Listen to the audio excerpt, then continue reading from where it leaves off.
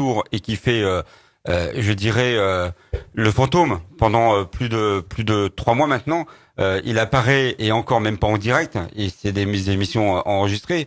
Un président qui nous méprise complètement sur tout ce qu'il dit, les Gaulois réfractaires, etc. Et j'en passe. On peut pas se fier à un monsieur comme ça. Le débat a avancé, je pense, depuis un petit peu.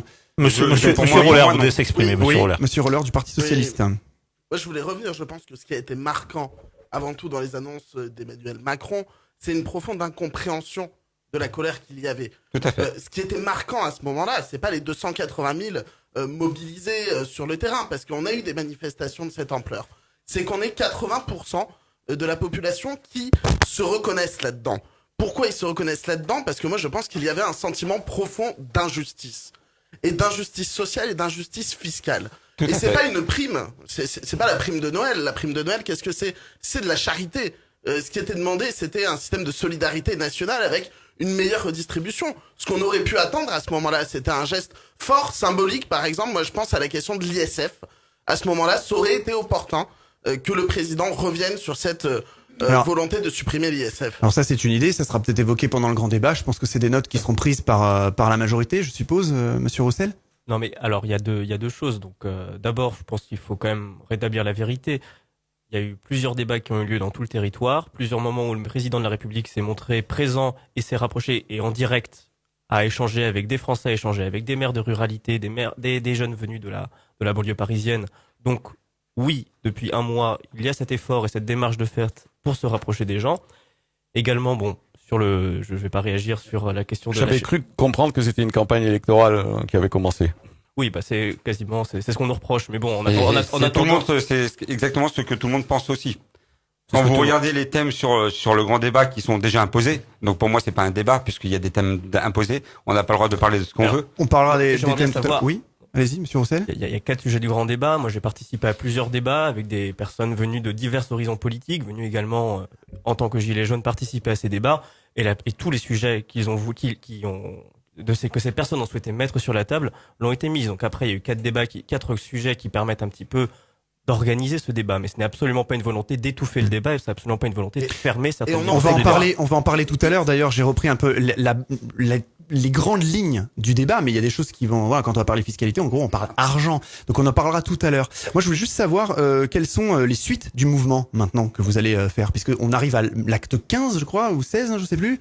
Oui, il y a pas vraiment de limite. On a eu beaucoup de réactions d'auditeurs qui nous disaient quand même, il faut peut-être changer de forme de truc. Les manifs, c'est bien, mais bon, maintenant. Ah ouais, les manifs, c'est bien. Mais alors déjà, allez faire les manifs, allez vous prendre des gaz, allez vous faire enfermer, comme je disais tout à l'heure, sur Paris, et pas pouvoir sortir avec vos gosses, vos enfants, parce que vous étiez venus en tant que Français. Vous savez, Français normal, Français qui croient qu'on est en démocratie citoyenne, qu'on arrive, on a une manifestation à faire pacifique, et que si ça se passe mal, on va pouvoir rentrer chez nous avec nos enfants sans blesser. On ne pense pas, quand on vient faire une manifestation à Paris, on ne pense pas qu'on va pas pouvoir sortir et qu'on va être enfermé sur place. La question que les gens se posent, c'est surtout, donc, effectivement, jusqu'où irez-vous? Et du coup, qu'est-ce que vous attendez maintenant encore? Alors déjà, on attend. Parce que c'est bien de faire des manifs, mais dès le début, comme je vous ai dit, c'est qu'on attendait des réponses qui soient réalistes. On a, quelqu'un l'a dit avant, on a un président qui est complètement déconnecté de la réalité. Vous attendez d'autres réponses? Ce n'est pas que le président qui est déconnecté de la réalité. Apparemment, il y a beaucoup de l'ensemble de la classe politique qui l'est. Je tiens à faire une parenthèse parce que j'ai pas pu commenter sur l'ISF, le retrait de l'ISF. On va en parler plus tard. D'accord, on en parlera plus tard. Oui. C'est juste un truc. Avant qu'on en parle, l'ISF, ça concerne que les riches. Mais avant, on parlait du bouclier social de Sarkozy. Il y avait marqué aucun Français ne devra payer plus de 50% de ses impôts en contributions et taxes directes ou indirectes. Et avec l'ISF, ça concernait que les riches. Donc en fait, voilà, il y a toujours un problème de deux lois, mais on est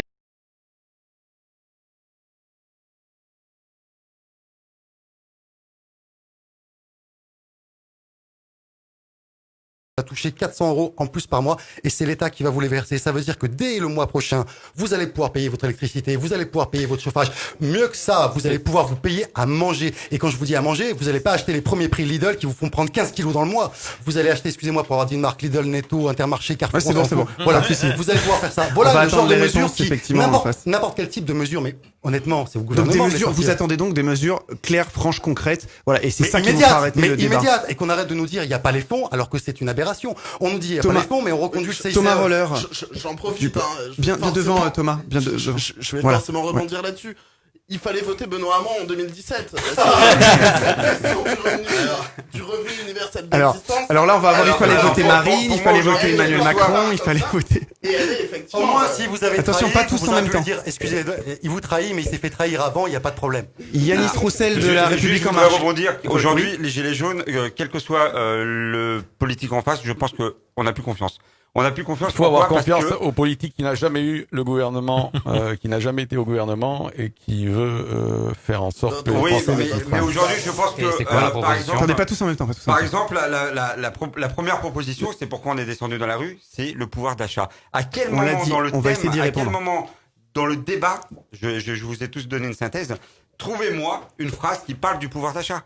À quel moment dans le thème, On va à quel laisser moment Yanis il y a Roussel- le mot pouvoir d'achat? Yanis Rien. Roussel de la République en marche veut répondre. Pas, On je a prends pas. le thème fiscalité et dépenses publiques. Il est Oui. tout à fait possible de parler du pouvoir d'achat. Public. dans On le va en thème parler, dépenses ouais. publiques, Fiscalité, dépenses de fiscalité, l'État. je crois Non, que vous taxes. Je crois qu'on va parler taxes dans après. fiscalité aussi, tout ce qui va être taxes, tout ce qui va être impôts. Et donc les impôts, évidemment, ont un impact sur le pouvoir d'achat des Français. Je voulais juste revenir sur, après peut-être qu'il faudra clôturer cette partie sur ce qui s'est passé précédemment et passer un petit peu à l'avenir. Mais je pense qu'il faut bien faire la différence entre deux types de gilets jaunes qui se sont croisés dans les manifestations. Je pense qu'il y a beaucoup de gens qui ont beaucoup de bonne foi, beaucoup de familles qui étaient là parce qu'elles avaient des valeurs qu'elles souhaitaient défendre, qui sont descendues dans la rue, qui ont manifesté. Et ces personnes-là, en effet, l'État doit tout faire pour leur permettre de manifester pacifiquement. Mais il y a aussi des gens qui ont profité de ces moments-là et qui ont profité de manière extrêmement cynique et de manière extrêmement violente pour essayer de créer du désordre, créer de la violence et créer de la peur. Alors, Oui, il y a beaucoup de casseurs, des gens qui se sont... dans le pays. Je Et suis pense que entièrement c'est- d'accord avec je pense vous, que mais les enlevez le mot gilets gilet jaune. Et Ce ne sont pas des gilets Ce jaunes. sont des personnes Alors- qui ont enfilé un gilet jaune. Voilà, Alors, on est bien d'accord. Vous ne vous reconnaissez pas, bien sûr, et vous avez raison, et je sais très bien que, sincèrement, l'immense majorité des gilets jaunes n'encouragent absolument pas la violence. Reste que ces personnes sont venues. Non seulement on l'encourage pas, mais on voir la combattre. Comme dans Bien toutes les évidemment, manifestations, je pense qu'on est tous d'accord autour de ce plateau là-dessus qu'effectivement, je l'ai dit, voilà, il y a des gens aussi qui se rendent compte de ça. Tous les gilets jaunes ne sont pas des casseurs, clairement. J'ai Non, vu comme vous des gilets non jaunes seulement- protéger des biens publics, non protéger seulement- du mobilier public. J'ai vu comme vous des gilets jaunes protéger des biens publics, et des protéger du personnes, mobilier et des public, personnes, protéger des personnes, des protéger à magasins, certains des moments- vitrines, on a essayé. Protéger Protéger à des certains moments des policiers policiers, aussi. c'est ce que Hein j'allais dire, protéger des forces de l'ordre. Donc On tout a- à fait, on a il y a des essayé. gilets jaunes qui sont des personnes de grande valeur et qui ont défendu la République en allant manifester. C'est plus Bon, que la mais- majorité. mais- Pas tout le je- monde en même temps, Je sinon ça tiens va à être dire que compliqué. les forces de l'ordre sont intervenues comme elles sont intervenues parce que, déguisées en gilets jaunes, disons-le, des personnes ont cherché à créer du désordre et créer de la violence. Oui. Et c'est contre ces personnes-là que toutes les réactions des forces de l'ordre ont été dirigées.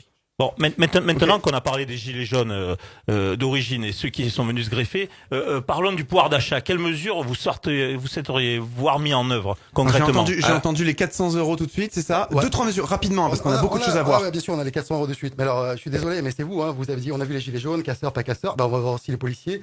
Je suis désolé, il y a des policiers qui font bien leur boulot comme l'ensemble, parce qu'on est des humains. On a Hugo qui Et est il y a gendarme, des qui va policiers, pouvoir en parler. Non, mais bien sûr, et il y a des policiers qui sont des hommes Alors- comme tous les autres, hein, qui ont des faiblesses, et du coup, il y a des événements. Donc, effectivement, il y a des greffeurs, il y a des casseurs qui sont greffés sur le mouvement.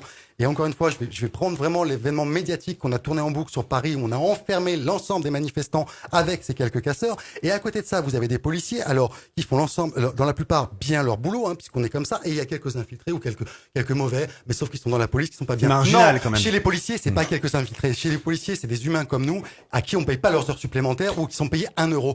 Et ce qui se passe, c'est que ces mecs-là, on leur demande de venir en permanence, et au bout d'un moment, il y a des débordements. Qu'il y ait quelques connards au milieu, excusez-moi de la vulgarité, c'est possible, mais dans l'ensemble, le gouvernement, par la mise en place de son dispositif, a engendré ces problèmes qu'on a eus. Il a encouragé les violences entre manifestants et entre policiers. Il a même peut pas engendré aller les jusque-là, manifestants. Si, moi je le dis, il y a pas de problème, vous avez mon nom. Il a fait tout ce qu'il pouvait pour faire en sorte qu'il y ait plus d'incidents. C'est pas possible autrement, ou alors c'est vraiment des manches à couilles, comme on dit chez moi dans le champ, Hugo, et il faut les remplacer. Non. Hugo, Oui, alors on Hugo est quand gendarme. même, donc les gendarmes sont quand même là en fait pour créer un équilibre, on va dire, entre ceux qui manifestent et ceux qui ne veulent pas manifester. Et au point de faire la différence en fait entre les casseurs et les vrais gilets jaunes, c'est juste impossible déjà. Donc comment? Oui, Ah voilà. Donc Ah oui, il se déguise en gilet jaune. voilà, donc, forcément. on peut pas faire la différence. Donc vous faites comment sur le terrain C'est concrètement? impossible, sauf qu'un gilet jaune, il a pas de pavé à la main, il est pas en train de vous agresser, mais ça, à la limite, je reproche même pas votre fonction. Un gilet jaune, il est pas là avec quelque chose pour venir foutre la merde. Mais ce qui s'est passé à Paris, c'est que vous, gendarmes ou CRS, etc., et d'ailleurs les rapports l'ont prouvé derrière, vous n'étiez pas au courant, donc je ne vous jette pas la faute à vous.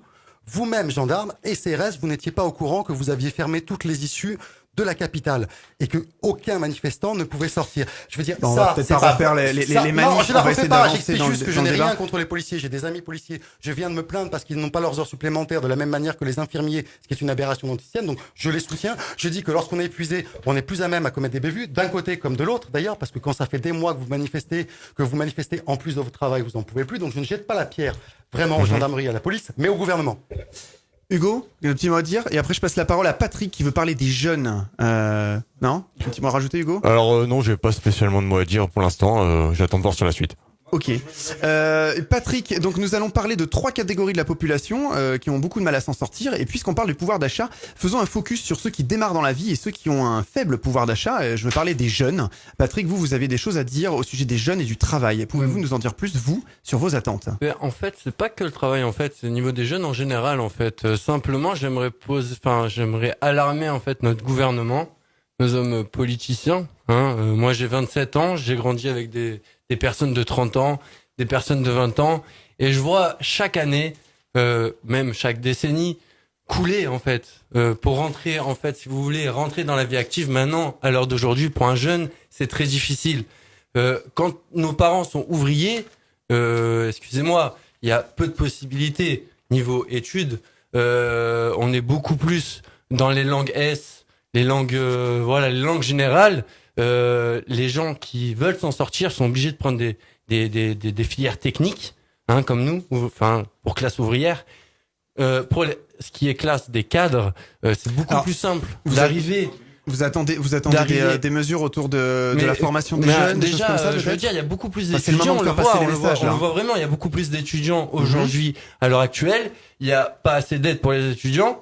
Je veux dire, les Parcoursup maintenant, c'est pas tout le monde qui peut se les payer complètement.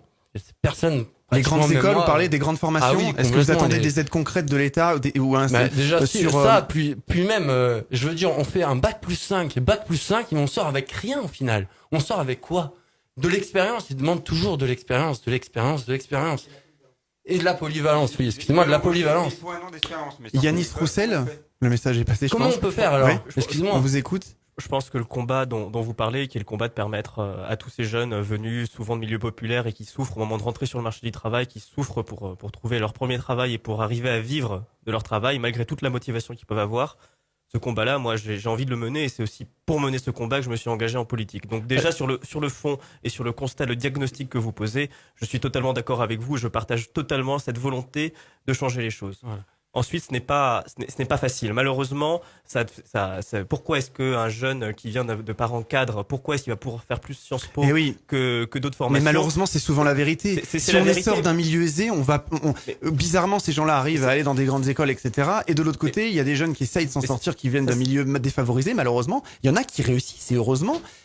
C'est lié à des mécanismes. Comment on peut les aider, ces gens-là? Oui, ils y arrivent parce que les parents derrière ont les moyens de leur faire poursuivre les études. Moi, par exemple, aujourd'hui, si mon statut ne change pas, ma fille qui veut devenir docteur ou prof de maths, il va falloir qu'elle fasse des grandes études. Et aujourd'hui, avec ma femme, on se pose la question, mais comment on va faire? Alors, si on n'a pas d'aide, on n'a rien du tout, comment on fait? Il y a des aides qui existent, il y a des bourses, il y a des systèmes de bourses. Je pense oui, mais c'est toujours les mêmes qui ont accès. Le problème, imaginons, écoutez-moi, mes parents, ils sont ouvriers. Ils sont ouvriers, ils vont gagner un taux à peu près égal, mais juste supérieur. Donc la bourse, je l'aurais pas. C'est tout ou rien, en fait. Voilà, c'est tout ou rien. C'est pas normal. J'ai le droit, comme une autre personne, d'arriver. Déjà, on est trié déjà par les lycées, on est trié totalement avec un dossier comme ça, les parents qui ont des sous, etc. Puis si nous, je pense que c'est trop simplifier le problème que dire que c'est uniquement une question d'argent. Je pense qu'il y a beaucoup de jeunes qui pourraient bénéficier de bourses et qui seraient dans les conditions pour en bénéficier, mais qui, parce qu'ils n'ont pas... Il faut peut-être faire plus de communication. Parce qu'ils n'ont pas l'oncle ou l'ami du père qui a fait Sciences Po et qui donc ne savent même pas parfois que Sciences Po existe. Je pense qu'il y a un énorme travail à faire pour permettre à tous les jeunes de se rendre compte. Donc c'est plutôt de la communication, là. Il faut travailler dessus. Moi, je suis pas totalement d'accord. Oui, moi, m'a dit c'est ça. Pas tous en même temps. Vous n'avez pas les sous, vos parents devraient vous les payer, mes parents étaient en galère, faites un procès à vos parents. Regardez, monsieur disait que, si vous voulez juste me laisser finir, monsieur, vous disiez que beaucoup de jeunes arrivent avec bac+5 et ont du mal à s'insérer ensuite. Complètement. Totalement. Ça veut dire qu'ils ont quand même réussi à faire ces études. Oui, mais financièrement, ça a peut-être été difficile, mais ils ont pu réaliser ces études. Mais c'est une illusion. Mais c'est une illusion en fait d'avoir. C'est une illusion de faire des grandes études et en fait c'est une illusion qu'on nous donne. Faire des grandes études et rien avoir en retour en fait. Rien avoir, pas de travail. Je veux dire, il y en a, ils sont bac+5 qui finissent McDo. Vous croyez que c'est encourageant aux jeunes maintenant d'aujourd'hui de faire un bac+5, finir au McDo, vendre des frites? Vous croyez que c'est gratifiant pour nous la jeunesse? Franchement, honnêtement, Monsieur Roller. Oui. Alors, monsieur Roller.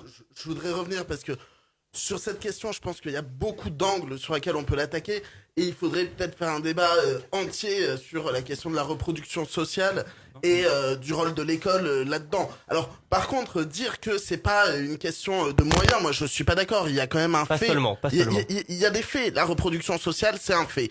Aujourd'hui, quand on va dans les études supérieures, moins on a d'enfants d'ouvriers, plus on a d'enfants de cadres. Et cette question-là, de la reproduction sociale, alors on a plein de moyens de la traiter. Déjà donner plus de moyens dans l'école et dès les petites classes, parce que ça commence à se jouer dès l'école maternelle. Et c'est pas ce qui est fait aujourd'hui avec la loi sur la confiance de Jean-Michel Blanquer. Mais après, je voudrais juste faire un focus sur une chose, qui est l'orientation des élèves. Parce que quand on arrive avec la réforme du lycée, où on va mettre son orientation dans un algorithme post-bac qui va définir par tirage au sort quel va être l'avenir de tel jeune, et que dès la seconde, on va lui demander de faire des choix en lui disant « Ne vous inquiétez pas, les choix, ils sont entièrement libres. » Mais au final, il y a un algorithme qui va gérer l'orientation du jeune. Là, effectivement, il y a un gros problème à se poser. Et la mobilisation des jeunes qui a eu à un moment parallèlement aux Gilets jaunes, d'ailleurs, qui ont été rejoints par moment sur post-bac, était aussi dans ce sens-là, de dire l'orientation de la jeunesse ne peut pas être juste du hasard. Monsieur le député. Oui, François Michel, ce sera mieux. La question, elle est aussi l'état d'esprit en France. Vous prenez n'importe quel pays autour de la France, l'Espagne, l'Italie, la Suisse, l'Allemagne, la Belgique, et vous constaterez que être technicien, ouvrier, c'est perçu positivement. C'est respecté. Quand vous rentrez dans la société, on vous regarde votre diplôme. À 35 ans, on continue à regarder quel est le diplôme que vous avez eu à 22 ans. À 45 ans, on continue à regarder le diplôme que vous avez eu à 32 ans. Et à 50 ans, on vous dit que vous êtes trop vieux. Et à 50 ans, on vous dit que vous êtes trop vieux. Donc déjà, c'est un état d'esprit. Nous, je vous en parlerai tout à l'heure, une quinzaine de propositions pour renforcer le budget de l'État avec de nouvelles recettes sur des voies totalement innovantes, mais aussi répondre à ces enjeux de transition écologique, de transformation en profondeur de la société. Une de ces propositions, c'est Erasmus. Erasmus, c'est cette capacité qui est donnée à des étudiants Bac+2, Bac+3, d'aller faire une année en Europe. Mais c'est donné qu'à certains étudiants. Ça nécessite des budgets. Donc, si nous nous dotons de la capacité de financer la mobilité de nos jeunes dès l'âge de 15 ans, par exemple en apprentissage, celui qui apprend le métier automobile, pourquoi n'irait-il pas 3 mois, 6 mois, 9 mois en Allemagne, avec un accompagnement pour apprendre l'allemand, pour apprendre l'anglais, autour de quand même le pays de l'automobile.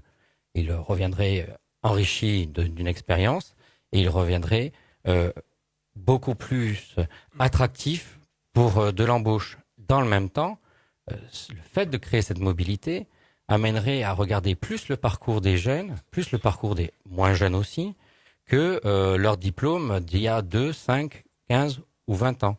Donc voilà, c'est cette transformation en profondeur de ce qu'est notre société. Regardez en Allemagne, être ouvrier, c'est très bien perçu et c'est une opportunité de pouvoir grimper dans sa propre boîte. Aujourd'hui, quand vous êtes ouvrier dans une entreprise, eh bien, vous pouvez craindre de rester dans ce statut. Bon, on va passer.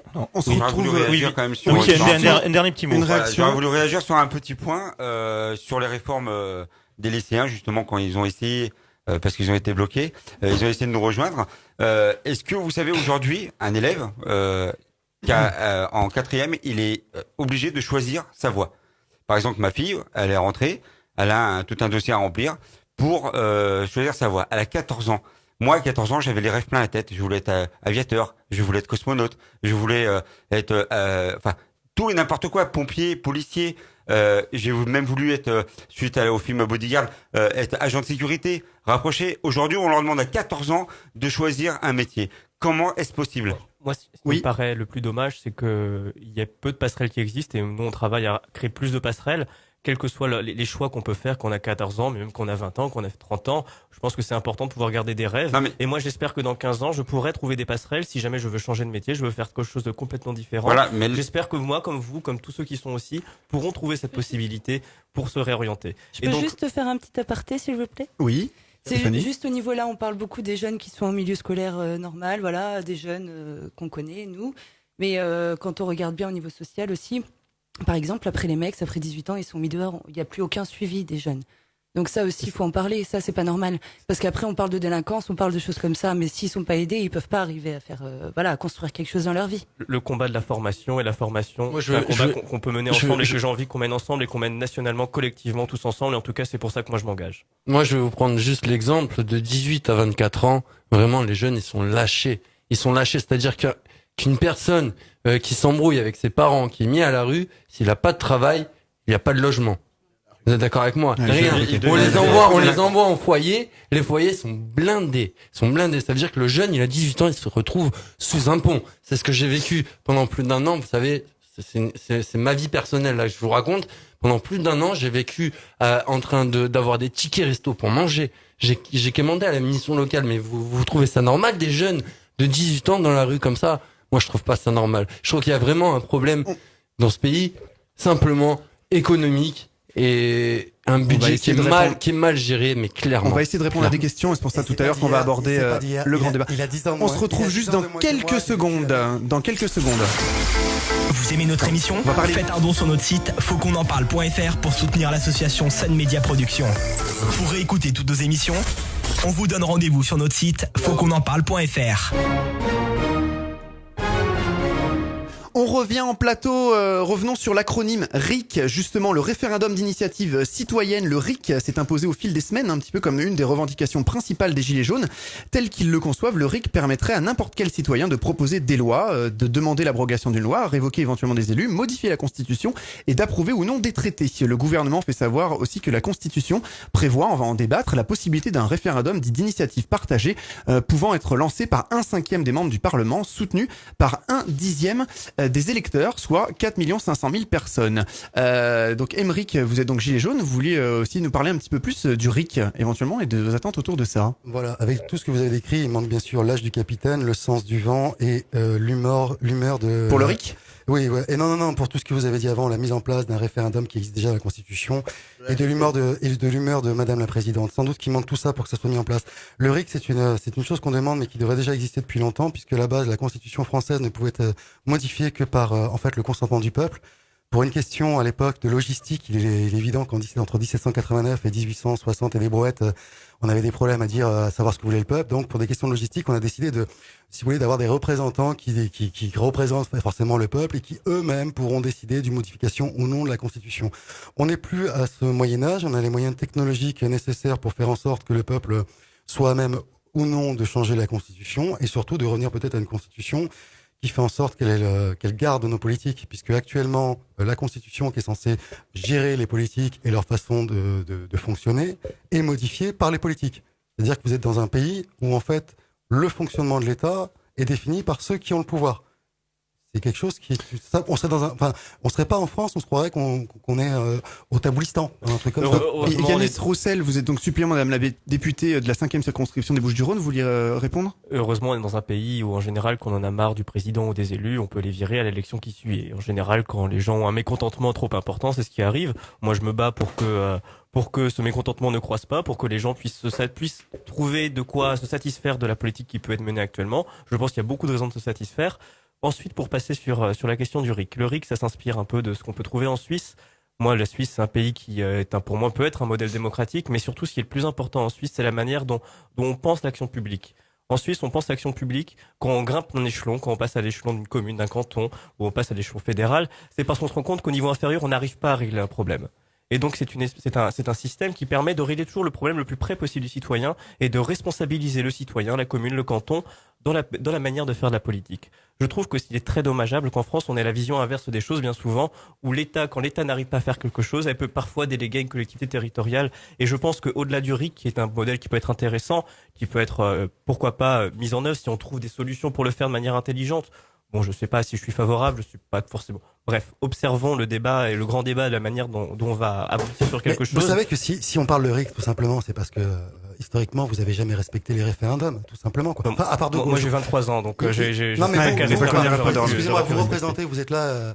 Bon, certes, vous êtes bénévole et autres. Mon parti a 2 ans. Voilà, vous représentez un parti qui a 2 ans et demi, qui a pris le pouvoir sur une, sur une escroquerie, hein, puisque une grande partie de ce qu'il a dit, il l'a pas fait. Je préserverai la retraite je préserverai les retraites, il l'a pas fait. Enfin bref, c'est une escroquerie. Toujours est-il, c'est pas de En même votre temps, fait. c'est un débat qu'on peut avoir chaque élection. Ce n'est absolument pas de votre fait. Que ce soit tel ou tel président. C'est pas à vous que je m'en prends. Vous êtes politique et vous avez cette envie, je pense, de politique, c'est-à-dire de servir le peuple. Or, quelqu'un a dit il y a pas longtemps, je crois que c'est les jeunes, de dire que les politiciens aujourd'hui, oui, parce qu'on est dans une société de politiciens. Même les journalistes se permettent à dire le politicien aux 20h. Mais non. On est censé avoir des politiques. Je pense qu'à ma table aujourd'hui, j'ai la chance d'avoir des politiques. Je vois leur attitude, y compris vous qui êtes un peu plus jeune. C'est ça qu'on veut, tout simplement. L'intérêt du peuple. En l'occurrence, c'est pas ce qui a du tout été servi, ni desservi par votre président, quoi. C'est ce qu'est Cathy Racon-Bouzon, Alexandra Louis, ou dans d'autres domaines, d'autres députés parlementaires, élus locaux, etc. N'oubliez pas qu'il y a 500 000 élus en France. 500 000 élus en France, dont 400 000 bénévoles. Et très peu qui, comme moi, ont des revenus très corrects. Les autres le font vraiment comme un engagement et absolument pas pour se servir. Il y a quelques brebis galeuses. 579 députés qui touchent alors 577. 577.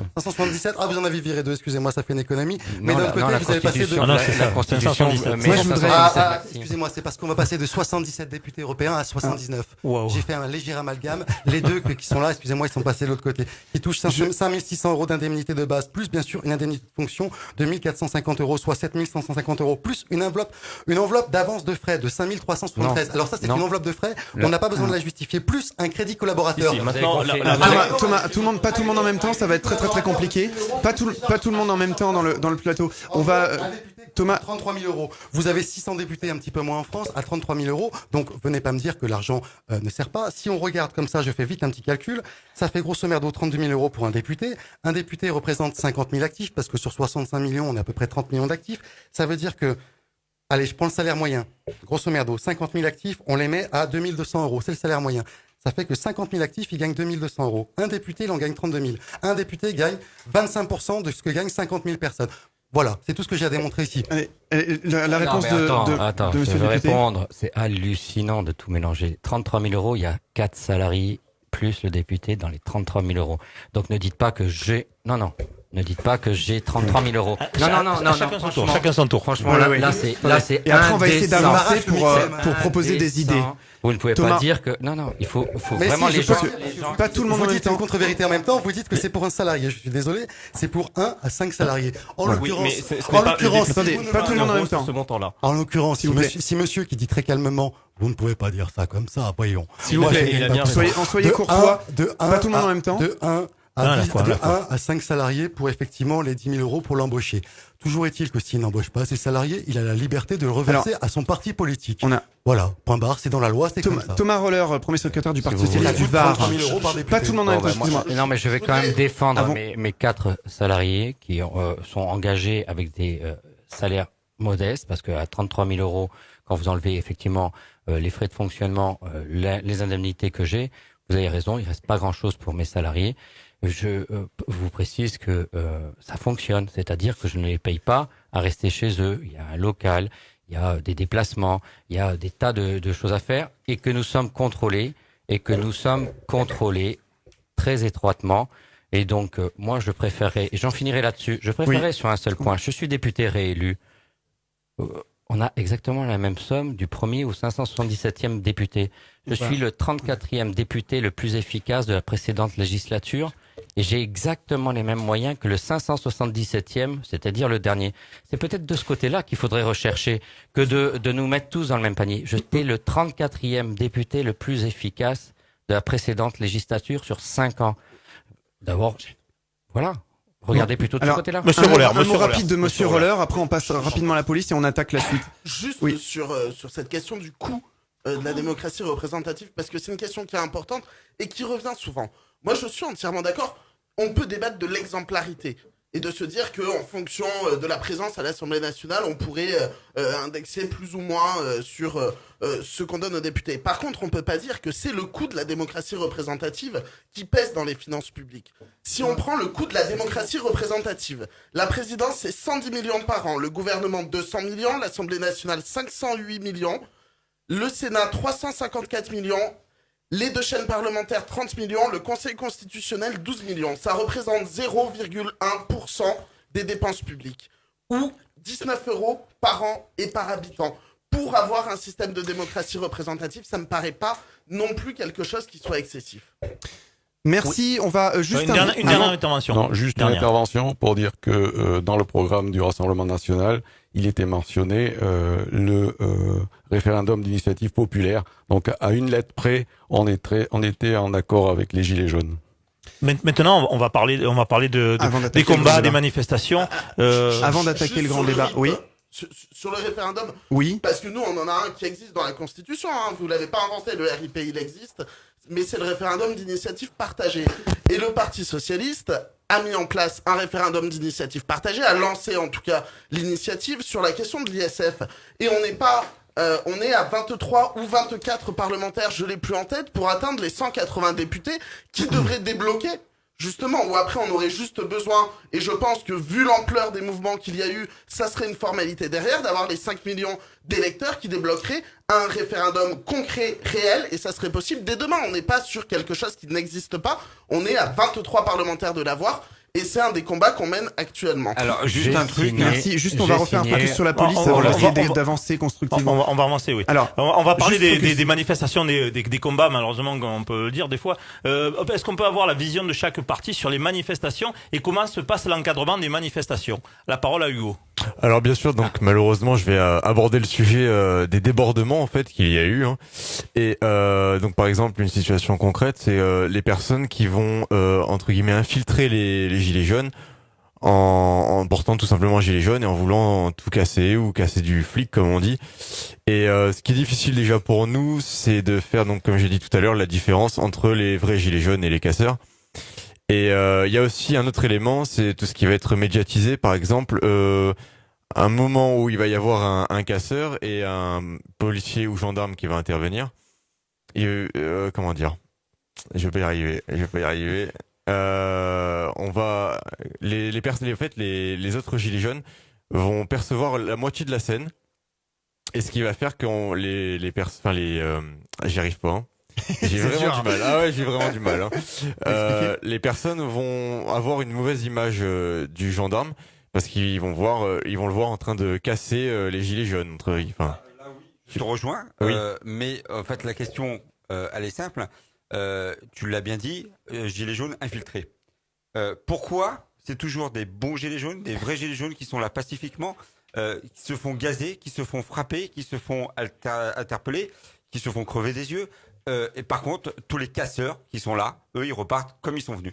Alors bon, ça, malheureusement, on sélectionne pas. Hein. On prend vraiment sur le fait. Hein. Oui, donc mais enfin, vous voyez bien, vous avez tous des vidéos, vous avez des caméras sur vos flashballs.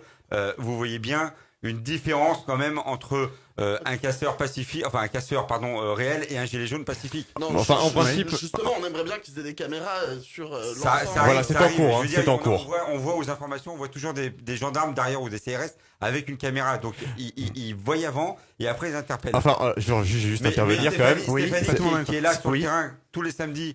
En tant que street medic, pourra plus te répondre que moi. Voilà, alors juste, si un policier ou gendarme intervient sur un gilet jaune, c'est forcément qu'il s'est passé quelque chose.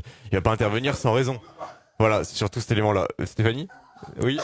Monsieur Roussel, donc Yanis, vous voulez dire un mot d'abord, avant qu'on passe à la partie du grand débat. Juste parler quelques secondes de la tactique de ces casseurs. La tactique de ces casseurs, c'est de profiter du fait que dans une manifestation, il y a des gens qui sont là, qui sont pacifiques, il y a des gens. Mais il y en a toujours dans toutes les manifs. Il y a des gens. Il y en a toujours. Je finis, s'il vous plaît, juste sur la tactique de ces casseurs. Il y a des gens qui ont bu quelques coups le midi, ou alors qui sont un petit peu chauds, qui sont par un mouvement de foule, et ça, c'est des mouvements de foule dans lesquels n'importe qui peut se retrouver engagé, vont lancer par exemple, je prends l'exemple à Marseille, vont lancer lancé un pavé sur une caméra qui est quelques mètres au-dessus de la scène.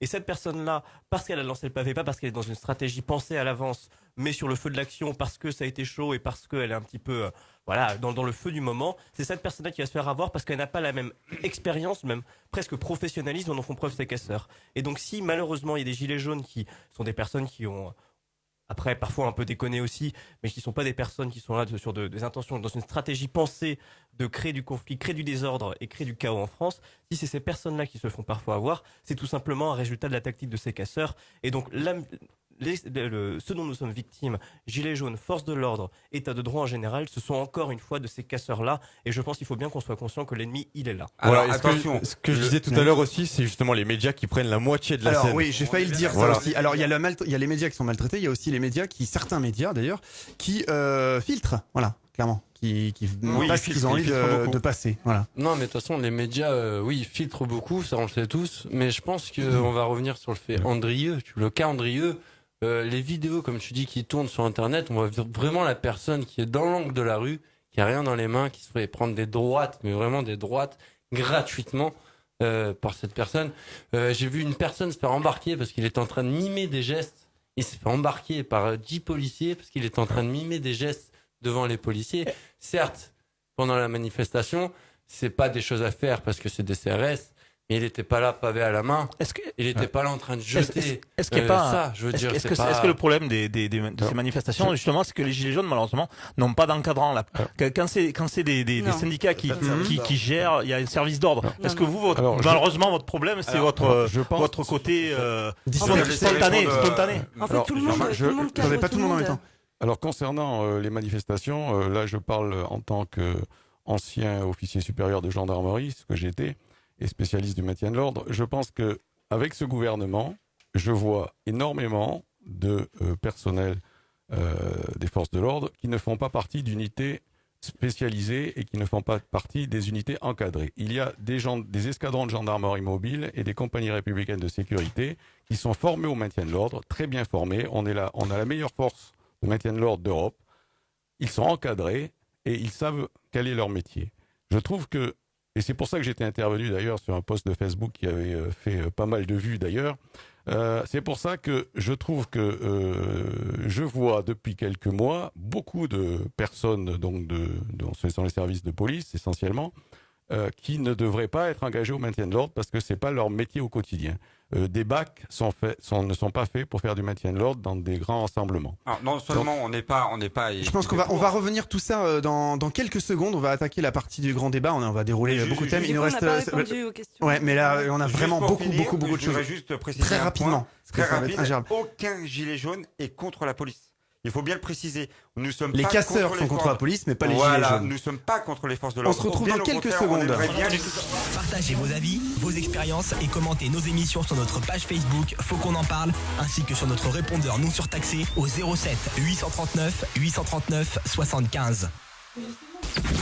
Actualité, information, coulisses, pour tout savoir sur votre émission, on se retrouve sur Twitter, Facebook et Instagram. Faut qu'on en parle. Jusqu'au 14 mars va se tenir le grand débat national où tout citoyen peut s'exprimer et donner son avis sur les thèmes que le gouvernement a choisis. Nous allons en débattre donc tout de suite avec nos invités. Mais avant, nous avons eu, je vous l'ai dit, énormément de réactions. Il y en a beaucoup là qui tournent en ce moment sur tous les réseaux. Ça vous fait réagir énormément. Donc quelques réactions tout de suite d'auditeurs qu'on vous avait sélectionnés. Hélène de Grenoble, matraquage fiscal, toujours et encore des impôts, des taxes pour enrichir, toujours les mêmes, il y en a marre.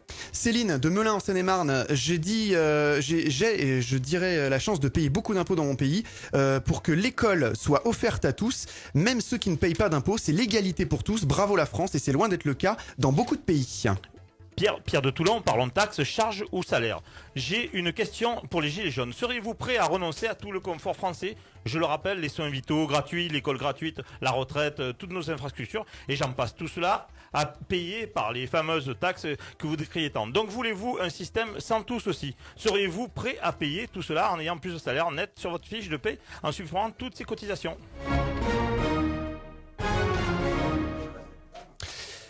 Avant de démarrer cette partie, pouvez-vous nous expliquer un petit peu rapidement, dans les grandes lignes, comment s'organise le grand débat, Yanis? Très rapidement. L'objectif du grand débat, c'est de permettre à chacun, de permettre aux citoyens, de permettre aux élus, de permettre aux collectivités, de permettre aux associations, de permettre à tous ceux qui veulent participer au débat public de se retrouver, d'organiser des moments d'échange et de dialogue autour de tous les sujets qui ont été mis sur le devant de la scène, pour certains par les Gilets jaunes, mais qui pour d'autres existaient bien avant et sur lesquels on était déjà saisis. Et donc ces grands débats qui ont lieu maintenant depuis plus d'un mois et qui se multiplient. Je prends l'exemple de ces prochaines semaines à Marseille. On a des débats dans le 2e, dans le 7e, dans le 4e, dans le 13e, dans le 15e arrondissement. Et donc c'est des débats qui permettent à beaucoup de gens qui pour certains ne sont pas habitués à participer à la vie publique et qui leur permettent de donner leur avis. Alors moi, c'est des débats ouverts. Je voudrais savoir comment vont remonter toutes ces informations données dans les débats. Parce que je vois personne qui note, je vois des débats, tout le monde échange. Mais comment le gouvernement va savoir ce qui se passe dans ces grands débats et comment ça va remonter à leurs oreilles? Là, j'ai pas compris trop le principe. J'ai participé à l'animation de débats et j'ai participé en tant qu'animateur et rapporteur à certains débats. Et donc, ce qui a été fait, c'est que chaque prise de parole a été consignée. Les points d'accord ont été consignés, les points de désaccord, d'achoppement ont été aussi consignés. On a dit certaines personnes ne sont pas d'accord sur tel sujet. Et ensuite, il y a une plateforme sur laquelle chacun peut consulter toutes les contributions qui ont été déjà faites et qui permet à chacun de faire remonter les résultats de cette réunion. Donc vous allez embaucher beaucoup de monde pour faire l'analyse et faire un résumé rapide si vous voulez prendre des mesures efficaces et les mesures sont urgentes. Donc combien d'années va-t-il falloir pour éplucher tout ça? J'ai entendu Madame Vargon parler de cette phase-là, donc je saurais pas la décrire en détail. Ce que je sais, c'est qu'il y a différents prestataires et différentes personnes qui ont été embauchées pour faire tout cela. Et ce que je sais aussi, c'est que l'intégralité des dépenses qui vont être faites dans ce cadre-là vont être transparentes et donc chacun pourra savoir ce qui a coûté quoi et quel débat. Et heureusement, bien sûr, ben oui, mais en attendant, tout n'est pas toujours transparent et tout n'a pas l'argent public. Et tout n'a pas toujours été transparent. Et alors justement, puisqu'on parle de transparence, etc., comment on peut rendre plus clair la fiscalité plus juste, plus efficace, plus lisible pour les gens en fait, que les gens sachent pourquoi ils payent et pourquoi. Et à quoi destiner nos impôts, quoi. Ouais, c'est ça, clairement. Nous, on a demandé. Parce qu'aujourd'hui, c'est presque un brouillard total. On a l'impression de payer plus, toujours plus. Enfin, tout le monde, c'est le sentiment général. On ne sait pas pourquoi. Donc, j'ai donné quelques exemples qu'effectivement on paye pour la sécurité, pour l'école, etc. Mais est-ce qu'il y a moyen de rendre ça plus clair pour le commun des mortels? À quoi sert? Écoutez, il y a eu un détail qui a été fait en début d'émission sur 1000 euros. En effet, sur 1000 euros, je fais de tête, mais il y a plus de 300 euros qui servent à financer les retraites en France. Il y a plus de 200 euros qui servent à financer la sécurité sociale.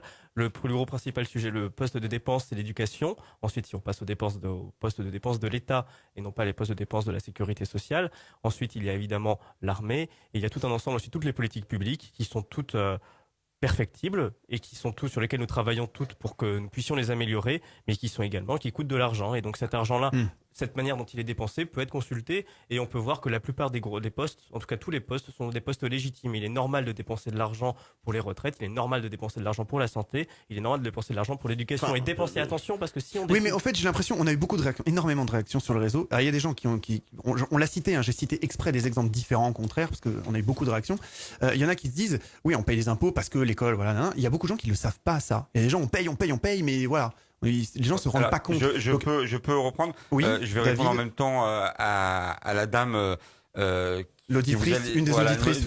Avec tout le respect que je lui dois, je pense que renoncer à notre confort, cette dame, c'est soit elle gagne beaucoup d'argent, soit elle sort pas dans la rue et elle reste à écouter les informations. On a eu beaucoup de réactions comme ça où les gens se disent, est-ce que les gens jaune a demandé à ce qu'on ne paye plus d'impôts?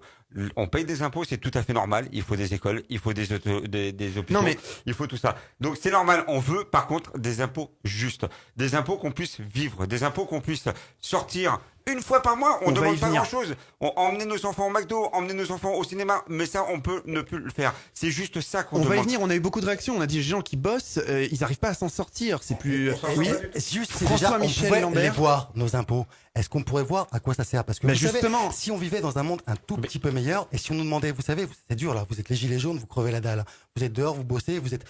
Non, mais il y a d'autres pays. Vous disiez tout à l'heure une pauvreté, je vous prie de m'excuser. Vous disiez tout à l'heure une pauvreté, mais en fait, c'est des travailleurs pauvres. Et ben, malgré ça, vous diriez, vous savez quoi? Vous allez vous saigner encore plus aux veines, vous allez mettre 100 balles de plus par mois.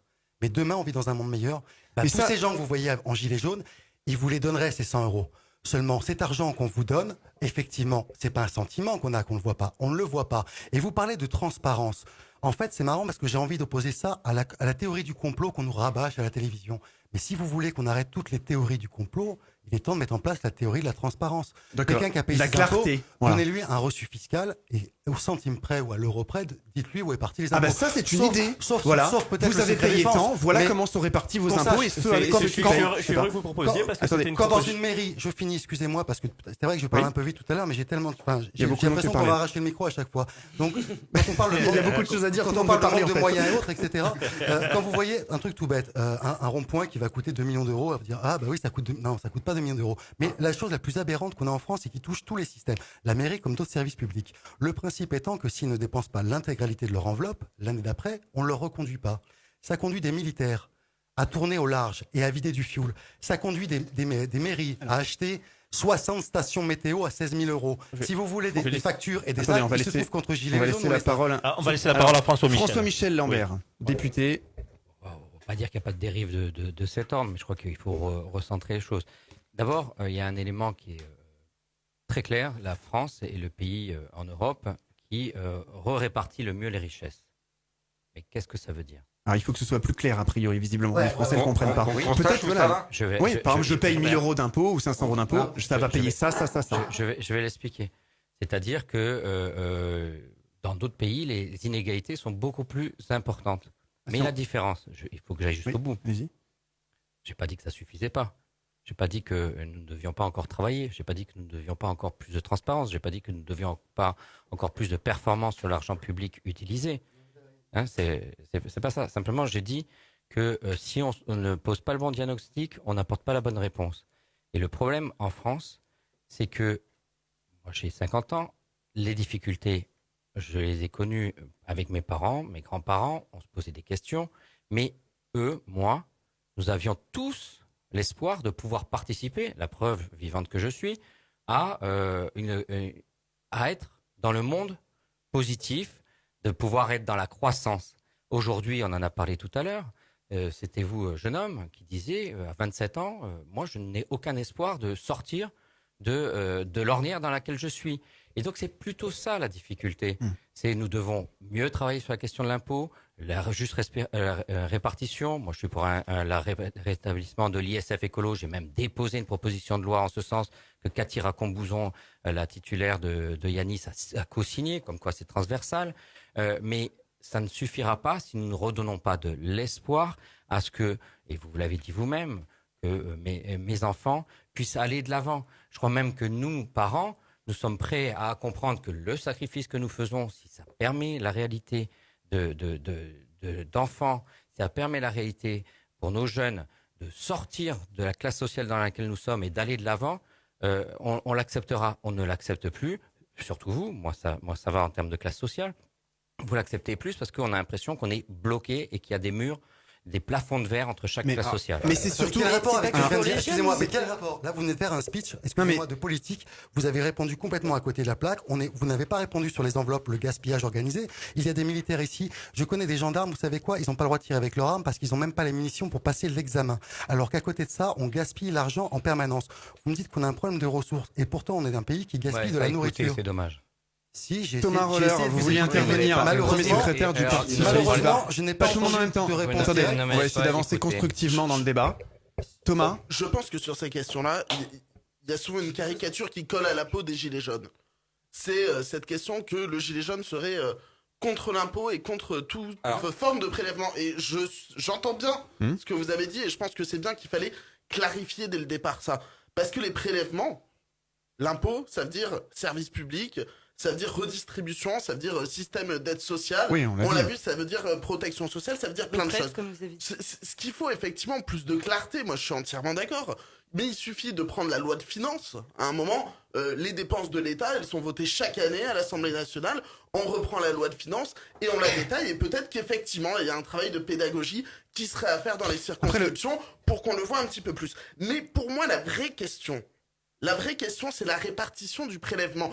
Et comment on fait pour faire en sorte qu'il y ait moins de sentiments d'inégalité et d'injustice Tout simplement. dans les prélèvements. Mais j'ai quelques réponses. Hein. Moi, de toute façon, ça me pose problème quand, par exemple, on se rend compte que le travail, le coût du travail, est plus taxé que les capitals financiers. Tout simplement. Quand on a des lois qui permettent que le capital financier soit moins taxé que le travail, là on a un sentiment d'injustice énorme. Quand on a l'impôt sur la fortune qui est supprimé, on a un sentiment d'injustice énorme. Donc le problème n'est pas le prélèvement, mais où est-ce qu'on prélève et comment est-ce qu'on Alors prélève. par exemple, si on doit baisser là tout de suite l'impôt, le premier impôt qu'on doit baisser, Thomas par exemple, vous baisseriez quoi tout de suite? Moi je baisse les taxes parce que Lesquelles? les taxes, Oui, les ce taxes, sont- il y en a plein. Lequel? Ultra précis. On va vous demander quel impôt, quelle taxe vous voulez baisser de suite. Je sais pas moi, TVA. Moi, je suis pas forcément pour baisser. Je suis pour refaire une refonte fiscale. On va pas faire du petit bricolage à dire on baisse telle taxe, on réaugmente tel impôt. Ça veut rien dire. On peut pas là autour de la table réinventer le système fiscal. Par contre, on peut dire qu'il faut une refonte complète avec beaucoup plus d'égalité à la base. Mais par exemple, sur les impôts de la TVA, par exemple, la TVA. Mhm. Vous voulez que le pouvoir d'achat il augmente. Il y a un truc tout simple à faire. Alors peut-être que vous y avez pensé. Que J'allais y venir. Hein. Justement, je vais juste, j'y viens sur la TVA. Sinon, on passe à la. Parce qu'effectivement, focus sur la TVA, l'impôt. Moi, j'allais dire que c'est l'impôt que tout le monde paye. C'est le plus injuste. Alors justement, on peut en parler. Ne doit-on pas le baisser ou voire la supprimer, par exemple, sur certains produits de première nécessité, afin d'alléger les dépenses vitales pour les Français. Et puis en contrepartie, pourquoi pas, c'est des idées, hein, l'augmenter sur des biens importés, des choses comme ça, tout ce qui est superflu. Alors c'est exactement ça. Qu'en Alors, pensez-vous? la suppression de la TVA, je suis techniquement pas pour, parce que il en faut quand même un minimum. Mais tout ce qui est produit de nécessité, une bouteille d'eau, un pain. Du lait. Mettre une TVA à 3 ou 4%. En même temps, baisser la TVA sur le lait, peut-être ça favorise la politique agricole. Peut-être. Sur le chocolat, monsieur. Sur le chocolat et sur quelques produits. Mais c'est pas des produits de première nécessité. Le chocolat, on n'en a pas besoin pour vivre. Moi, je vous parle des produits pour vivre. Les pâtes ont augmenté. Hein. Pardon François-Michel Lambert, Les pâtes ont votre augmenté, avis par sur exemple. Et vous augmenter la TVA, Attendez. parce que forcément, vous avez une perte d'argent sur ce côté-là. L'augmenter sur des produits de luxe. Par exemple, une télé aujourd'hui à 180 cm, c'est pas vital, c'est pas utile dans une maison. On la veut parce qu'on veut se faire plaisir. Si on veut se faire plaisir, si on est prêt à mettre 3 000 € dans une télé, on peut rajouter 3 280 €. Par exemple, pour une voiture de luxe, pas les voitures à 10 000 €. Je vous parle des voitures de 50 000, 60 000 €. Monsieur des le idées député, comme ça, de baisser la TVA sur les premières nécessités, qu'on puisse avoir un caddie Si plein. on veut que ce soit indexé sur le revenu, il y a l'impôt, qui est quand même celui qui nous permet d'être le plus égalitaire d'un point de vue. Alors des justement, revenus je vais de la venir à l'impôt sur le revenu après. Je voudrais avoir juste encore un avis ou deux. François-Michel Lambert, votre avis sur la taxe que voilà, s'il fallait baisser une taxe de Pour moi, la TVA. Ah, pour David, Alors, ok. moi, je suis encore Vous plus clair. Hein. Je me bats pour faire baisser la TVA, notamment sur tout ce qui est la réparation, parce que comme vous l'avez dit tout à l'heure, la question, elle n'est pas de jouer, je te fais baisser ici, je t'augmente là. C'est quel est le modèle de société que nous voulons mettre en œuvre. Donc je milite, vous savez que je suis président fondateur de l'Institut national de l'économie circulaire, référent européen sur le sujet. Je travaille avec différents pays, en France évidemment et à l'étranger, pour complètement repenser nos modèles. Aujourd'hui, passer d'un modèle où on répare plutôt que d'un modèle où on jette, voilà, c'est ça. Quand vous réparez, même si le produit a été importé, vous réparez dans notre territoire. Et notre problème, c'est que la TVA est extrêmement élevée pour tout ce qui est réparation, pour tout ce qui est pièces de rechange, pour tous ces systèmes. Donc il y a évidemment à se poser la question sur la TVA des produits de première nécessité. Ça va pas changer grand-chose. Ça va pas changer grand-chose, mais petit peu par petit peu. Ça va pas. Non, mais il faut quand même le dire, ça va pas changer grand-chose parce que déjà sur les produits de Ouais, première c'est 2%, nécessité, ils sont déjà déjà. entre 5 et 2%. Oui. Donc ça va pas C'est faire sûr. baisser de temps. Par contre, si chacun se retrouve à un moment donné ou à un autre avec la panne de sa machine à laver, de son téléphone, de sa voiture, voire la réparation de son blouson parce qu'il a été déchiré en accrochant une branche, un blouson qui vaut quand même un petit peu et qu'on sait quoi faire. Si nous allons vers un système où on répare, ça sera réparé dans la ville. Parce qu'on va pas aller à l'autre bout Alors de on la est carrément France. à l'encontre de la politique du tout conso là, Mais parce qu'aujourd'hui le c'est but un c'est de faire changement. acheter les gens. donc, Justement. on est Et complètement. on est même sur d'autres modèles. On avance extrêmement vite. Ce sont les travaux que je porte au sein de l'Institut national de l'économie circulaire, qui est un think tank national, comme son nom l'indique, et au niveau de l'Europe. Je fais du lobby au niveau de l'Europe pour aussi changer les règles, parce que nous sommes dans une Europe où les règles peuvent parfois être contraignantes. Donc on travaille là-dessus. Mais je reviens sur un point que vous avez dit là. On fait réparer dans ma ville. Pour ça, il faut un artisan, un commerçant qui soit là. Oui. D'accord. Aujourd'hui, est-ce que vous connaissez le système d'un artisan, d'un commerçant, les charges lourdes qu'il y a dessus? Comment voulez-vous que sur un petit village comme, par exemple, moi j'habite à Signes, on a 3000 et des brouettes d'habitants. Comment on s'en sort? D'abord, j'ai été profession libérale, donc c'est proche Donc vous connaissez bien les charges. l'artisan. Donc je vois bien ce que c'est. Donc oui, il y a des réflexions à avoir. Quel est le modèle que nous voulons mettre en œuvre? Mais je dirais différemment. On sait très bien que les grands groupes payent 2 fois moins d'impôts sur la société que nos TPE et PME. Donc il y a aussi une réflexion de fond à avoir là-dessus.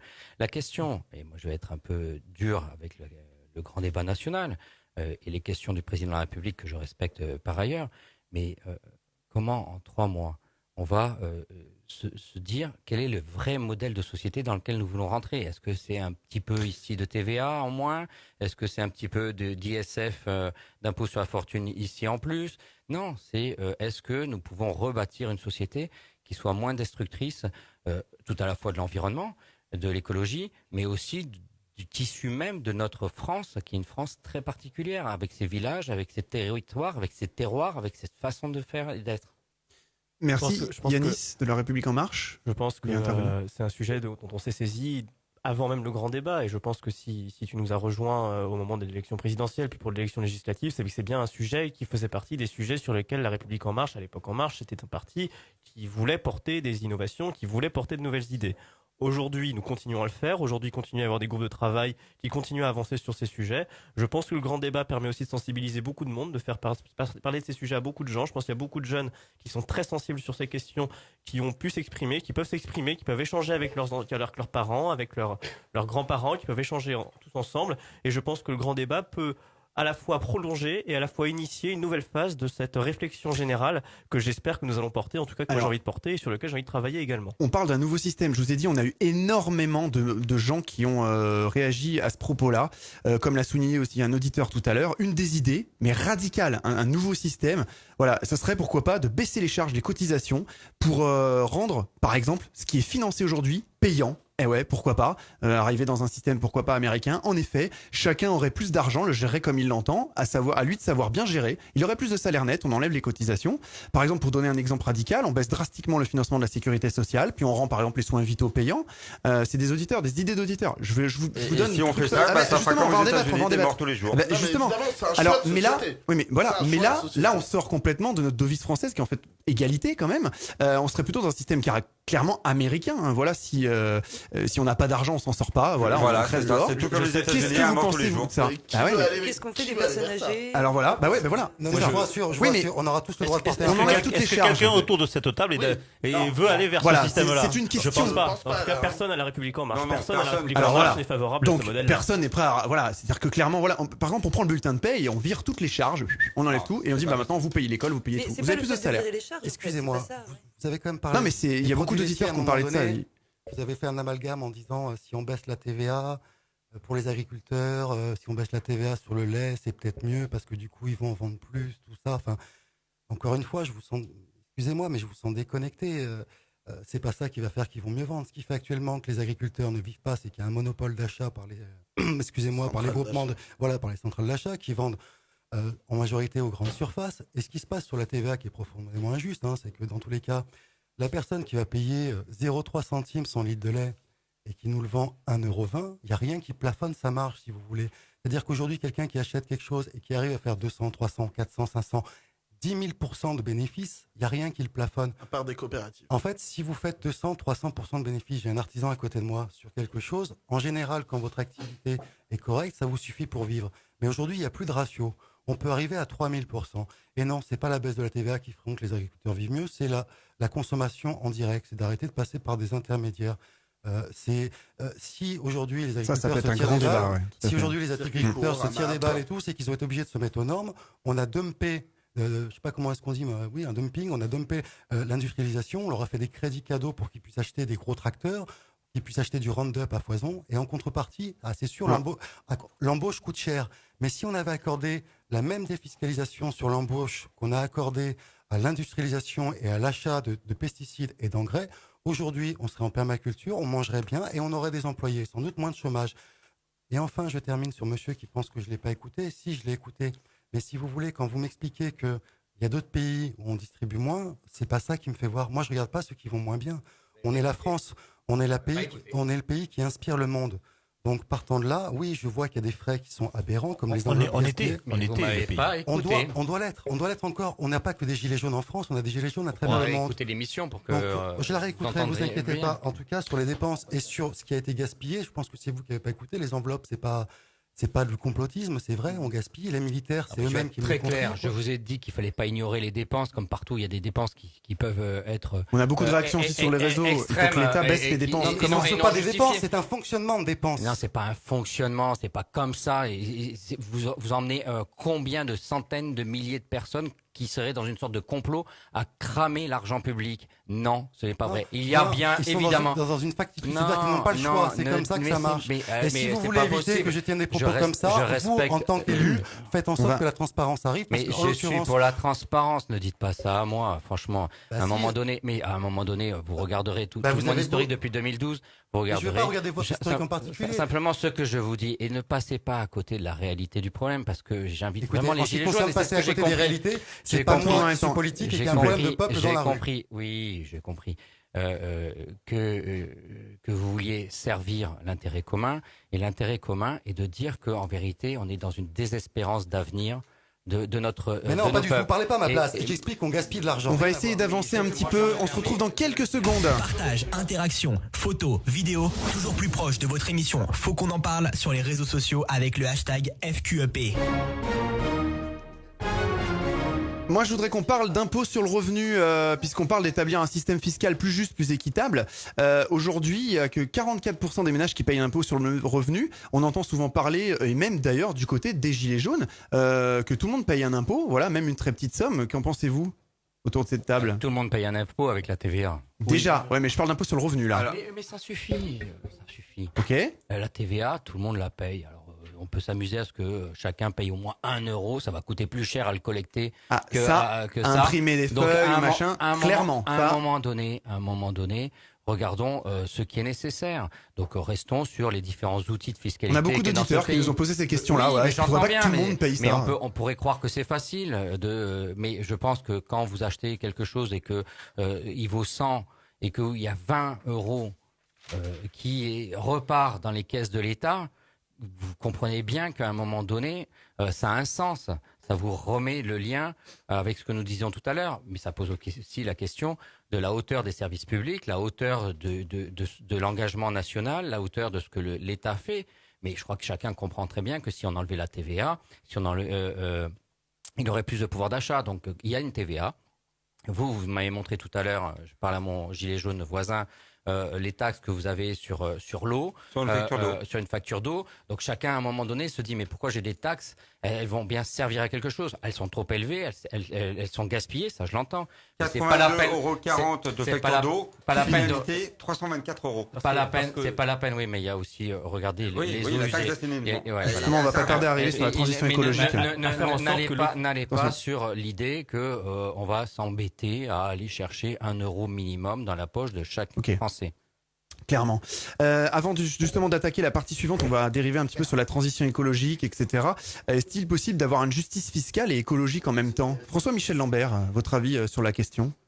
Est-ce que c'est possible? Parce qu'on parle de taxes et de... Est-ce que c'est possible? C'est l'indispensable. J'en dirai pas plus pour permettre à d'autres de s'exprimer. Mais aujourd'hui, on est dans une trajectoire où à la fin, il y aura plus d'impôts, il y aura plus rien, il y aura une explosion du pays, il y aura des guerres par rapport à la question du climat, de l'accès aux ressources. Voilà, c'est ça la réalité. Donc, il faut que nous trouvions l'équilibre entre justice fiscale, justice sociale. J'insiste sur ce terme, forme nouvelle de démocratie parce que nous aurons des grands bouleversements à partager ensemble et ne pas oublier les enjeux écologiques. Merci. Thomas Roller, vous voulez juste mettre un petit mot dessus et après on attaque la suite. Je m'inscris tout à fait en vrai dans ce qui a été dit et je pense qu'il faut surtout pas les opposer. Au contraire, c'est des choses qui vont complètement ensemble. Aujourd'hui, la question du climat, c'est juste une nécessité absolue. On est sur 2 urgences vitales et il faut faire en sorte que la transition écologique permette encore plus de justice sociale et encore plus de justice fiscale, parce qu'on a un modèle là de toute façon à réinventer. L'urgence écologique, elle fait que demain, nous allons devoir réinventer un modèle. Alors, quitte à réinventer un modèle, faisons en sorte d'avoir une boussole qui l'axe sur la justice fiscale et sur la justice sociale. Et je pense... Justement, on a eu beaucoup de réactions d'auditeurs autour de la transition écologique et beaucoup de questions autour des taxes, de l'écologie, etc. On a eu Valentin, c'est ça, Thierry? Valentin de Cannes, oui, effectivement. Transition écologique, oui, mais il ne faut pas que ce soit nous qui payons. Les entreprises qui polluent doivent payer plus. Fabien de Toulouse aussi, marre d'être pris pour des vaches à lait pour enrichir les gros. J'ai entendu que les pétroliers ont explosé leurs bénéfices en 2018. C'est inadmissible, toujours au détriment du climat pour faire plaisir aux lobbies et s'en mettre plein les poches. Et enfin, Nicolas de Bessèges dans le Gard, je suis proche de la nature dans les Cévennes gardoises. Il faut arrêter avec tout ce pétrole, passons à autre chose, de plus respectueux de l'environnement. Taxons encore plus le pétrole et les énergies fossiles. Remettez vite la taxe carbone, il faut inciter les gens à moins circuler polluants. Investissez dans les véhicules plus propres, il faut que cela coûte le même prix que les véhicules polluants, augmenter les aides de l'État. Quelques chiffres très rapides avant d'attaquer cette partie du débat. 2018, ça a été l'année la plus chaude jamais enregistrée en France. 9 des 10 dernières années les plus chaudes même ont eu lieu après 2000. La transition énergétique est un facteur de croissance majeur. Elle est même visiblement créatrice d'emplois. Il est à noter qu'en France, plus de 3 millions des ménages sont en situation de précarité énergétique. C'est dingue, c'est même carrément anormal. Et ils y consacrent carrément plus de 8% de leurs revenus. Le pouvoir d'achat, il est vraiment la préoccupation numéro 1 des Français. L'État a mis en place quelques dispositifs pour aider les Français à changer de véhicule, par exemple. On entend souvent dire que cela ne va pas assez loin, que beaucoup de personnes n'ont pas les moyens d'acheter une voiture neuve à la place de leur très vieux diesel consommateur et polluant. De plus, les gens n'ont pas assez d'argent pour payer leur énergie, nous venons de le dire. Même 3 millions de personnes en situation de précarité énergétique, c'est le terme. Alors comment mieux accompagner les Français dans leur vie quotidienne pour se déplacer, se chauffer et bien sûr dans l'idéal en respectant l'environnement? Yanis ? Alors je pense que déjà sur la question de la précarité énergétique, je tiens à rappeler que le chèque énergie qui a été encore une fois augmenté cette année permet de lutter un petit peu contre cette précarité, et c'est quelque chose qui est terrible et que pour moi c'est 3 millions de personnes, c'est anormal. Qui me choque aujourd'hui que des personnes n'arrivent pas à se chauffer parce que c'est trop cher. Aujourd'hui, c'est quelque chose qui est profondément choquant.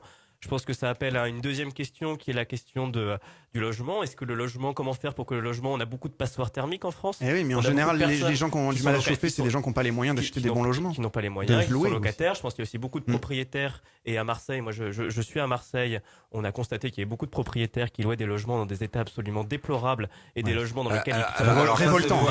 Faudrait peut-être sortir une loi pour punir les propriétaires, pas les locataires. Les propriétaires, mais même des fois les propriétaires, c'est les collectivités, c'est la mairie des fois. Voilà, déjà les premiers. Il y a des lois. Je voudrais juste rebondir sur une chose qui est pour moi importante, le chèque emploi, le chèque énergie, le chèque pour l'aide énergétique. Qui a le droit à ça? Quels sont les critères? Parce que moi, par exemple, aujourd'hui, ma femme gagne sa vie. Je dis bien femme parce que moi, j'ai pas de salaire. Si on le veut, alors que j'ai l'isolation de ma maison à refaire, on n'y a pas le droit. Alors le chèque énergie, c'est destiné à ces ménages qui sont les ménages les plus précaires. Alors qui n'arrivent pas à payer les factures d'électricité ou gaz. Quand on parle de 3 millions de Français, il y a beaucoup de Français qui ne font pas partie de ces 3 millions et qui sont dans une situation difficile pour lequel il y a d'autres dispositifs. Donc la hauteur du précaire, vous le situez où? Le chèque énergie, c'est pour vous aider à payer votre énergie du quotidien. C'est pas pour vous aider à donc isoler. ça s'adresse aux gens. Le problème, c'est que dans le budget, le gouvernement a sucré presque 1 milliard d'aides à la rénovation thermique, que ce soit les fenêtres, que ce soit tout ceci. Donc il est urgent, il est urgent alors là, ça de fait réagir. remettre de l'argent dans la rénovation thermique, parce que la rénovation thermique. Mais comment aider ces gens-là? Mais comment aider? Si vous mettez 1 milliard d'aides, ça va aider. Et comment ça va aider? Ça va aider pas tout un chacun, puisque ce sera soumis à un certain niveau de revenu, mais ça fera surtout de l'emploi territorial. Parce que qui viendra? C'est pas des Chinois qui viendront remplacer vos fenêtres. D'ailleurs, c'est plutôt même des sociétés françaises qui fabriquent les fenêtres, qui fabriquent les isolants et qui les posent.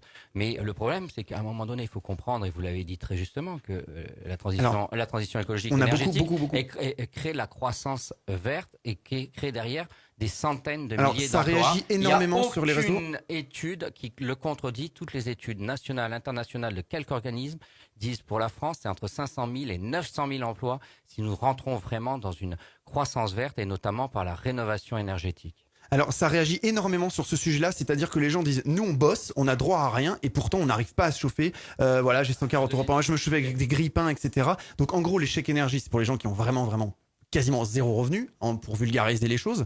Et là les gens se plaignent, ils disent je bosse, j'ai un salaire, je m'en sors pas, j'arrive pas à payer mon énergie. C'est toujours ceux qui travaillent qui payent le plus. Alors, je remets pas la faute à ceux qui travaillent pas parce que des fois ils travaillent pas parce qu'ils n'ont pas le choix, hein, pour X raisons. Oui, mais là on parle. Là, les c'est réactions que j'ai en live là énormément, c'est vraiment les gens ils disent je bosse, mais Voilà, je on dois bosse, rien, je on peux bosse, pas, je peux pas payer. C'est pour ça que c'est la prime d'activité qui a été augmentée. Je prends mon exemple à moi. J'ai une société, j'ai 2 activités. Je bosse toute la semaine, je bosse le week-end. Je suis obligé, mon collègue le sait, je suis obligé de bosser en intérim parce que je ne m'en sors pas. J'ai trop de taxes, j'ai trop de ceci, j'ai trop de cela. Je peux pas suivre. Et là, vous me dites que le chèque énergétique, c'est pour ceux qui travaillent ont encore rien. moins. Oui, Alors a comment on priori. fait Alors j'arrête de travailler. Qui a encore plus de mal à se chauffer. Alors Après, demain je vais à vous leur travaillez- je bloque toute ma société, je ferme tout et comme ça j'ai le Donc, à la temps. limite, Comment faire pour le travail, comment faire pour que le travail paye plus? Je pense qu'il y a eu 2 mesures importantes qui ont été prises. D'abord, il y a eu la baisse des cotisations qui a permis de gagner environ 2% du revenu pour tous les Français qui travaillent. Et ensuite, il y a eu la prime d'activité qui a été augmentée, qui permet à tous les gens qui travaillent avec des salaires qui sont bas, par exemple des salaires au niveau du SMIC, ça représente plus de Oui, 100 les euros en APL plus ont par baissé mois. par contre. Les APL ont baissé. Voilà. De combien? Donc en fait, de on combien- gagne de 5 co- euros. De combien? Moi, 93 euros, ils ont baissé mes APL. Par mois? Oui, par mois, oui. D'accord. Est-ce que c'est uniquement dû à une mesure du gouvernement ou est-ce que c'est pas dû à un changement de Ah non, situation? non, non, Ça j'ai me pas paraît- ça changé me paraît- ça me de. Ma paraît assez situation n'a pas surprenant. changé, hein, comme ça. Je Voilà. suis surpris. Après, il faut regarder en détail. Il y en a plein. Mais ça- Je pense pas que ça- les réseaux on a une- sociaux sont là pour pas tous en même temps. C'est tout qui baisse, c'est tout qui sont relevés par l'État.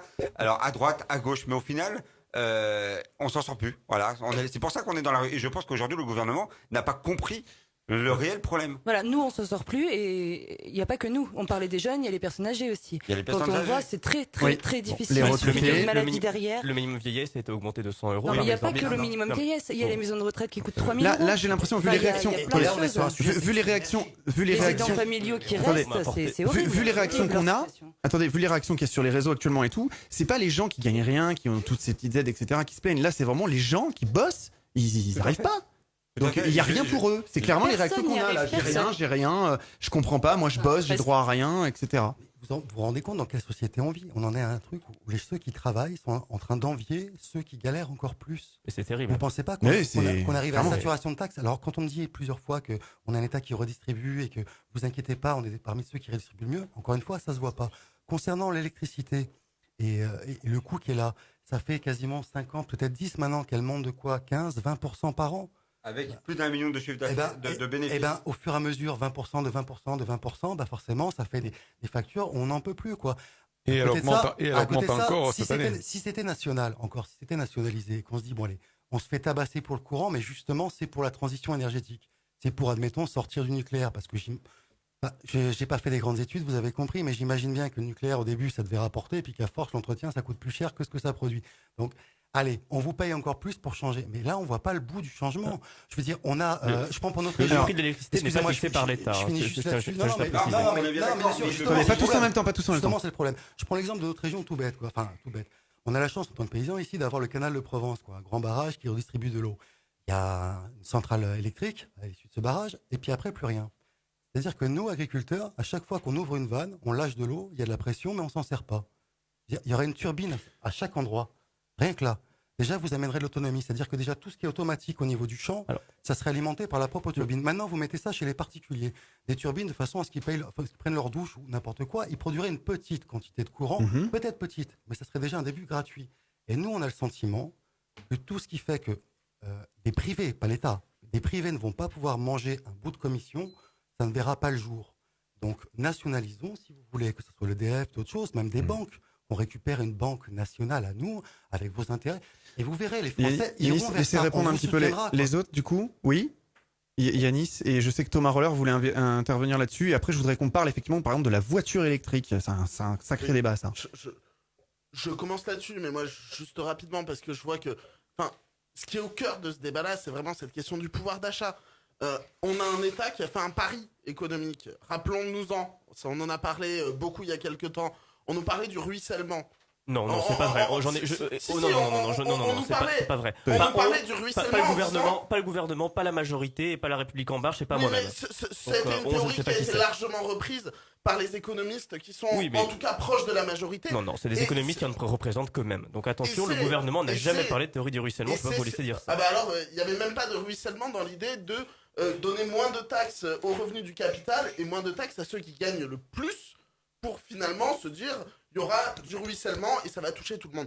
Bon, on voit que cette politique-là, elle mène à rien, elle ne fonctionne pas. Aujourd'hui, il faut qu'on se remette autour de la table sur cette question du pouvoir d'achat.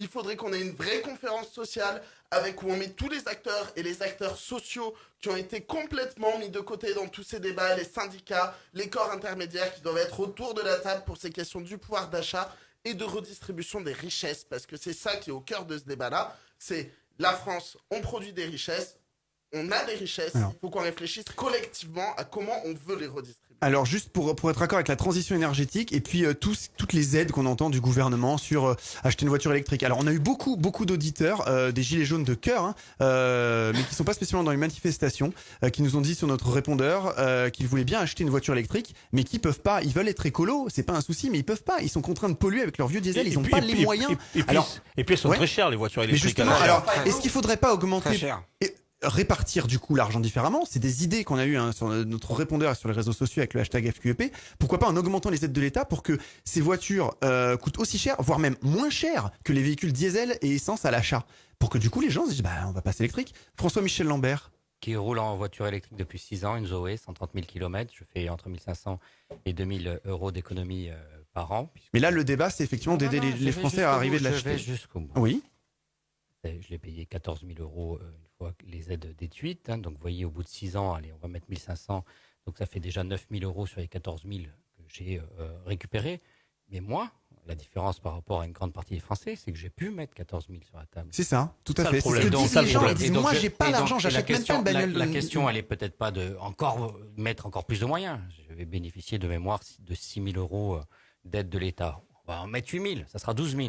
Mais les gens vont me dire, mais moi, je peux pas mettre 12 000. Alors, on va mettre 10 000. Les gens vont dire, je peux pas mettre 10 000. Alors, ouais, mais au moins, les gens qui ont les moyens d'acheter une voiture neuve. Et je travaille. Et je vous rappelle que j'ai quand même un think tank sur lequel on travaille pour complètement changer la façon dont nous abordons nos modèles de consommation. Déjà, dans un premier temps, c'est trouver un tiers financeur. C'est-à-dire que il y a une structure qui paye et vous la remboursez avec les économies que vous faites. Ça, c'est des éléments sur lesquels on peut travailler. Et puis, il y en a d'autres, c'est comment nous faisons pour mieux utiliser les voitures. Alors, c'est plus difficile en rural que au niveau des métropoles et en urbain. Et partager la voiture, remplir mieux les voitures avec plus de personnes à bord. Le périph' parisien, c'est 1,3 voitures. Dans le périph' parisien, il passerait à 1,8 à 1,3 voitures. 1,3 personnes par voiture au périph' parisien. Il passe à 1,8, ils ont plus de bouchons. Marseille, ça doit être à peu près les mêmes calculs. Donc augmenter le covoiturage, etc. C'est déjà des techniques qui se sont développées ces dernières années. On met en place des systèmes. Mais franchement, moi je veux bien qu'on passe de 7 à 10 à 15 000. On se heurtera toujours à des gens qui ne sont pas capables de mettre le premier euro. Alors est-ce que déjà ça engrangerait pas une transition écologique? Il faut partir. Non, parce que les gens qui ont les moyens d'acheter une voiture diesel, ils pourraient dire je vais peut-être prendre une électrique finalement. Je veux pas en faire en sorte qu'il y a ceux qui peuvent. Et ce sont les aisés, et les autres qui regardent les gens aisés et qui, eux, restent dans la merde, permettez-moi. Donc, il faut qu'on réinvente complètement la façon dont nous pouvons donner à chacun la possibilité d'accéder à des moyens de locomotion qui soient propres et peu coûteux. Alors justement, c'est en ça, excusez-moi, que j'aimerais savoir. Vous voulez qu'on roule à l'électrique, pourquoi? Pour baisser la facture de diesel ou parce que c'est un véhicule propre? Parce que ce qui est très bien, c'est les deux. Ah voilà, parce que en ce qui concerne ça coûte moins pour rouler. En ce qui concerne le véhicule propre, vous êtes quand même au courant que les batteries, au niveau de la propreté, on n'y est pas, on ne sait pas encore comment les recycler. Ne dites pas n'importe quoi. Et c'est quand même des enfants. Excusez-moi, mais j'invite les gens à aller sur Internet en même temps. Et allez sur Internet, venez voir les travaux de l'Institut national de l'économie circulaire. Les batteries, elles ont 30 ans de durée de vie. Non, mais ça n'empêche pas que les métaux rares qu'il faut pour fabriquer la plupart des choses, c'est des enfants de 5 ou 6 ans qui vont les chercher. Et que si vous voulez baisser les coûts, vous taperez là-dessus. On n'est plus vous dites vous-même, on est dans une ère de mondialisation. On ne peut pas agir ici en France sans intervenir, j'ai envie de vous dire, sur le Guatemala ou sur je ne sais pas quel pays pauvre. Aujourd'hui, tout ce qu'on achète vient quasiment de l'étranger, clairement. En ce qui concerne le diesel, les anciens moteurs diesel, effectivement, qui étaient soi-disant super polluants, dans les pays, vous savez, on appelle ça France au revoir, donc ça part en Afrique, on dit ouais, c'est un carnage. Là-bas, ils les font rouler à l'huile de friture. Alors, nous, on rase des forêts entières pour créer l'huile de palme et faire une espèce de diesel propre. Puis dans d'autres pays, ils n'ont pas un rond, ils prennent les vieux moteurs et mettent de l'huile de friture. Il y en a d'autres, des mairies qui ont utilisé le système Pantone. Alors vous direz encore que j'ai une aberration, mais c'est des mairies qui l'utilisent. C'est pas pharaonique, etc. Ça réduit pas la consommation, mais ça réduit la pollution. Bref, il y a plein de moyens alternatifs actuellement qui permettent de vivre sans faire de frais. Oui, Stéphanie. On parlait aussi tout à l'heure des personnes qui Stéphanie, devant le qui font micro. du covoiturage et tout ça, ça se fait beaucoup. Mais après, on se rend pas compte aussi du quotidien de ces personnes-là. Les personnes qui vont travailler en train, par exemple, avec le retard et tout ça, ils peuvent avoir 3-4 heures de route, quoi, par jour, au quotidien. Et les gens dans les bouchons, c'est la même chose. Bah, c'est pareil. Voilà, Oui, moi j'ai les donc, bouchons. Oui, voilà, bien sûr. Bon. Mais c'est pour ça, enfin. La question de la mobilité. On parle de ça, mais il faut faut aussi qu'il y ait des reposer choses la qui question soient de mises en mobilité. place. On va parler de deux métropoles, Nantes et Marseille. Vous savez la différence entre la métropole de Nantes et la métropole de Marseille. Probablement pas sur la mobilité. Celle de Marseille, c'est celle qui fait que les habitants de la métropole de Marseille subissent le plus de kilomètres et de temps de transport entre leur lieu de vie et leur lieu de travail. Nantes, c'est l'inverse. Et c'est par jour, Oui, de mémoire, Nantes, 30 minutes de gain de vie. d'accord. Pas être dans les transports, mais le gain de vie, c'est aussi du gain de pouvoir d'achat. Et donc, toute la question est dans notre territoire plus particulièrement, puisque nous sommes en Provence-Alpes-Côte d'Azur, région sud, pour parler de la région de Monsieur Muselier, eh bien, on a tout étalé. Alors que dans d'autres territoires et dans d'autres pays comme l'Allemagne, ils ont au contraire réussi à ne pas étaler et donc ne pas mettre les gens dans des difficultés sans nom à devoir faire 30, 40, 50 kilomètres aller et retour pour travailler. Moi, j'ai juste une question à vous poser. Vous avez une voiture électrique, hein, donc à l'heure actuelle, on paye cher le diesel. Donc dans 10 ans, vous allez payer plus cher l'électricité. Donc votre voiture elle augmente électrique, tout le temps. franchement, honnêtement, elle servira à rien en fait. Et puis moi, je vous parlais pas des voitures, je vous parlais du train. Oui. Moi, je voulais il y en a juste pas.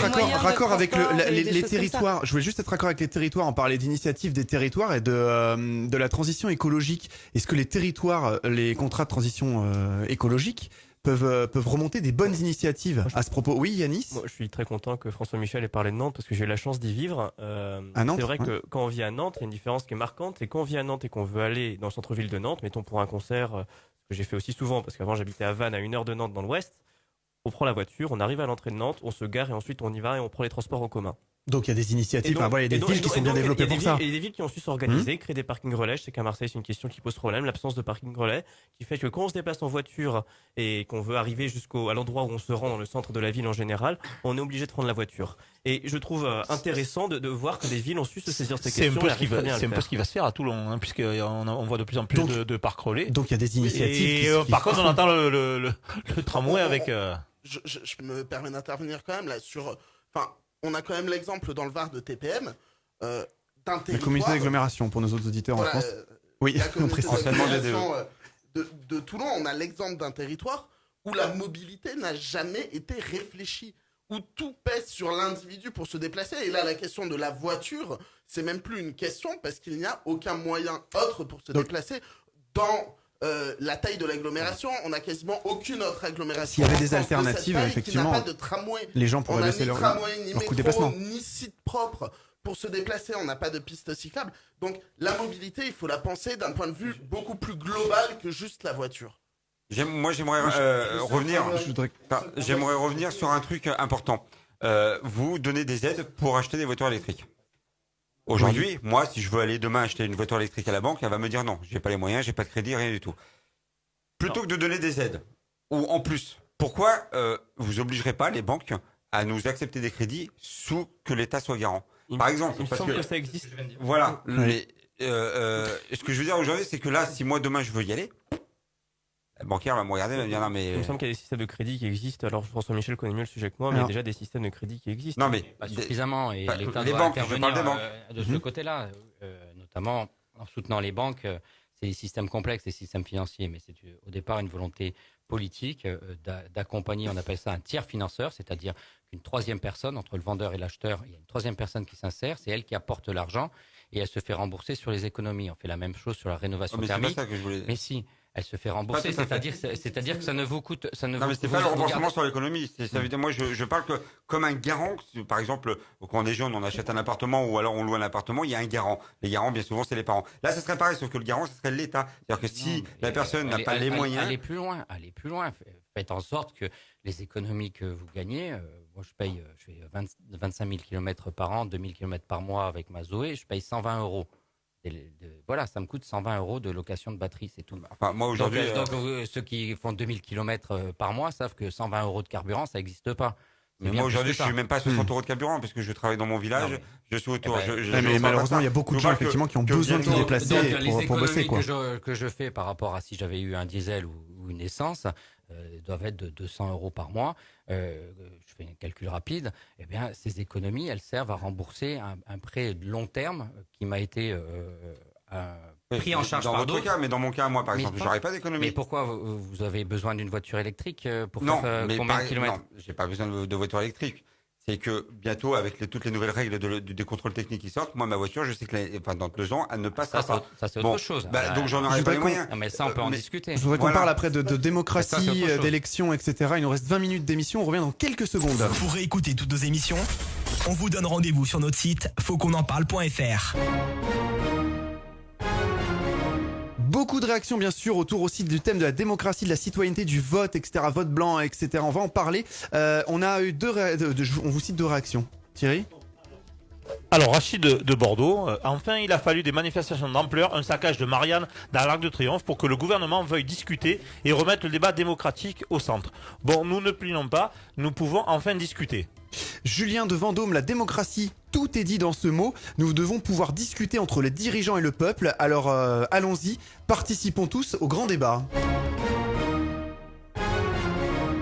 Donc le gouvernement a déposé devant le Parlement un projet de loi comprenant l'interdiction du cumul de plus de 3 mandats, par exemple identiques successifs, la réduction d'un tiers des parlementaires et l'introduction surtout d'une dose de proportionnelle aussi. Est-ce que c'est une bonne chose? Qu'en pensez-vous?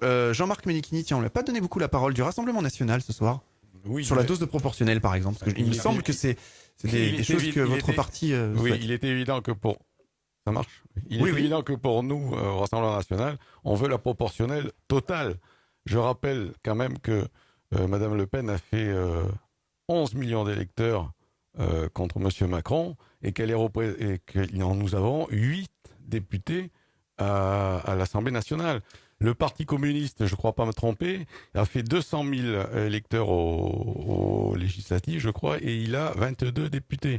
Donc, même sans être bon en mathématiques, on voit bien que le peuple français n'est pas représenté à l'Assemblée nationale. Les 11 millions de Français ne sont pas représentés à l'Assemblée nationale. Après, on s'étonne que les Français descendent dans la rue, mais s'ils étaient représentés à la proportionnelle à l'Assemblée nationale, ça irait beaucoup mieux. Et il ne faut pas me dire que sous la 4e République, ça marchait pas, parce que nous ne sommes plus sous la 4e République. Ah, justement, on a eu beaucoup d'auditeurs qui nous ont dit effectivement que si on entend plusieurs partis politiques, hein, comme vous, le Rassemblement National, que vous représentez ce soir, qui défendent donc la proportionnelle intégrale, mais si ça se met en place, comment concrètement on va pouvoir voter des lois s'il y aurait jamais eu une majorité, puisqu'en fait il n'y a pas eu de majorité Macron, il n'y a pas eu de majorité PS, il n'y a pas eu de majorité des Verts, du RN, etc. En fait, donc rien ne pourra bouger dans ce cas-là. Ça obligera S'il y a les une députés, proportionnelle intégrale. Ça obligera les À députés se des mettre divers d'accord. partis à se mettre d'accord. Mais c'est impossible. Voilà. C'est impossible. Ah, Les gens n'arrivent pourquoi pas à se mettre d'accord. Mais si, les gens se aujourd'hui. mettront d'accord. Bah, c'est le problème qu'on a aujourd'hui. Les gens se mettront d'accord, c'est ça la démocratie. Mais ça va, enfin, il y a eu énormément de réactions autour de ça. Mais Ça de va toute pas pouvoir façon, avancer. du temps de On n'arrive déjà pas à Hollande, se mettre il y a eu d'accord autour quand de la même table. 2 lois qui sont passées parce que l'État l'a voulu, alors que tout le monde était contre. Donc proportionnel ou pas. Proportionnelle intégrale, je parle. Ouais, hein. mais ça changera pas grand-chose. Yanis, donc de la République Oui, en marche. mais tout- Je pense qu'on part d'une situation, et moi j'ai fait la campagne présidentielle pour Emmanuel Macron.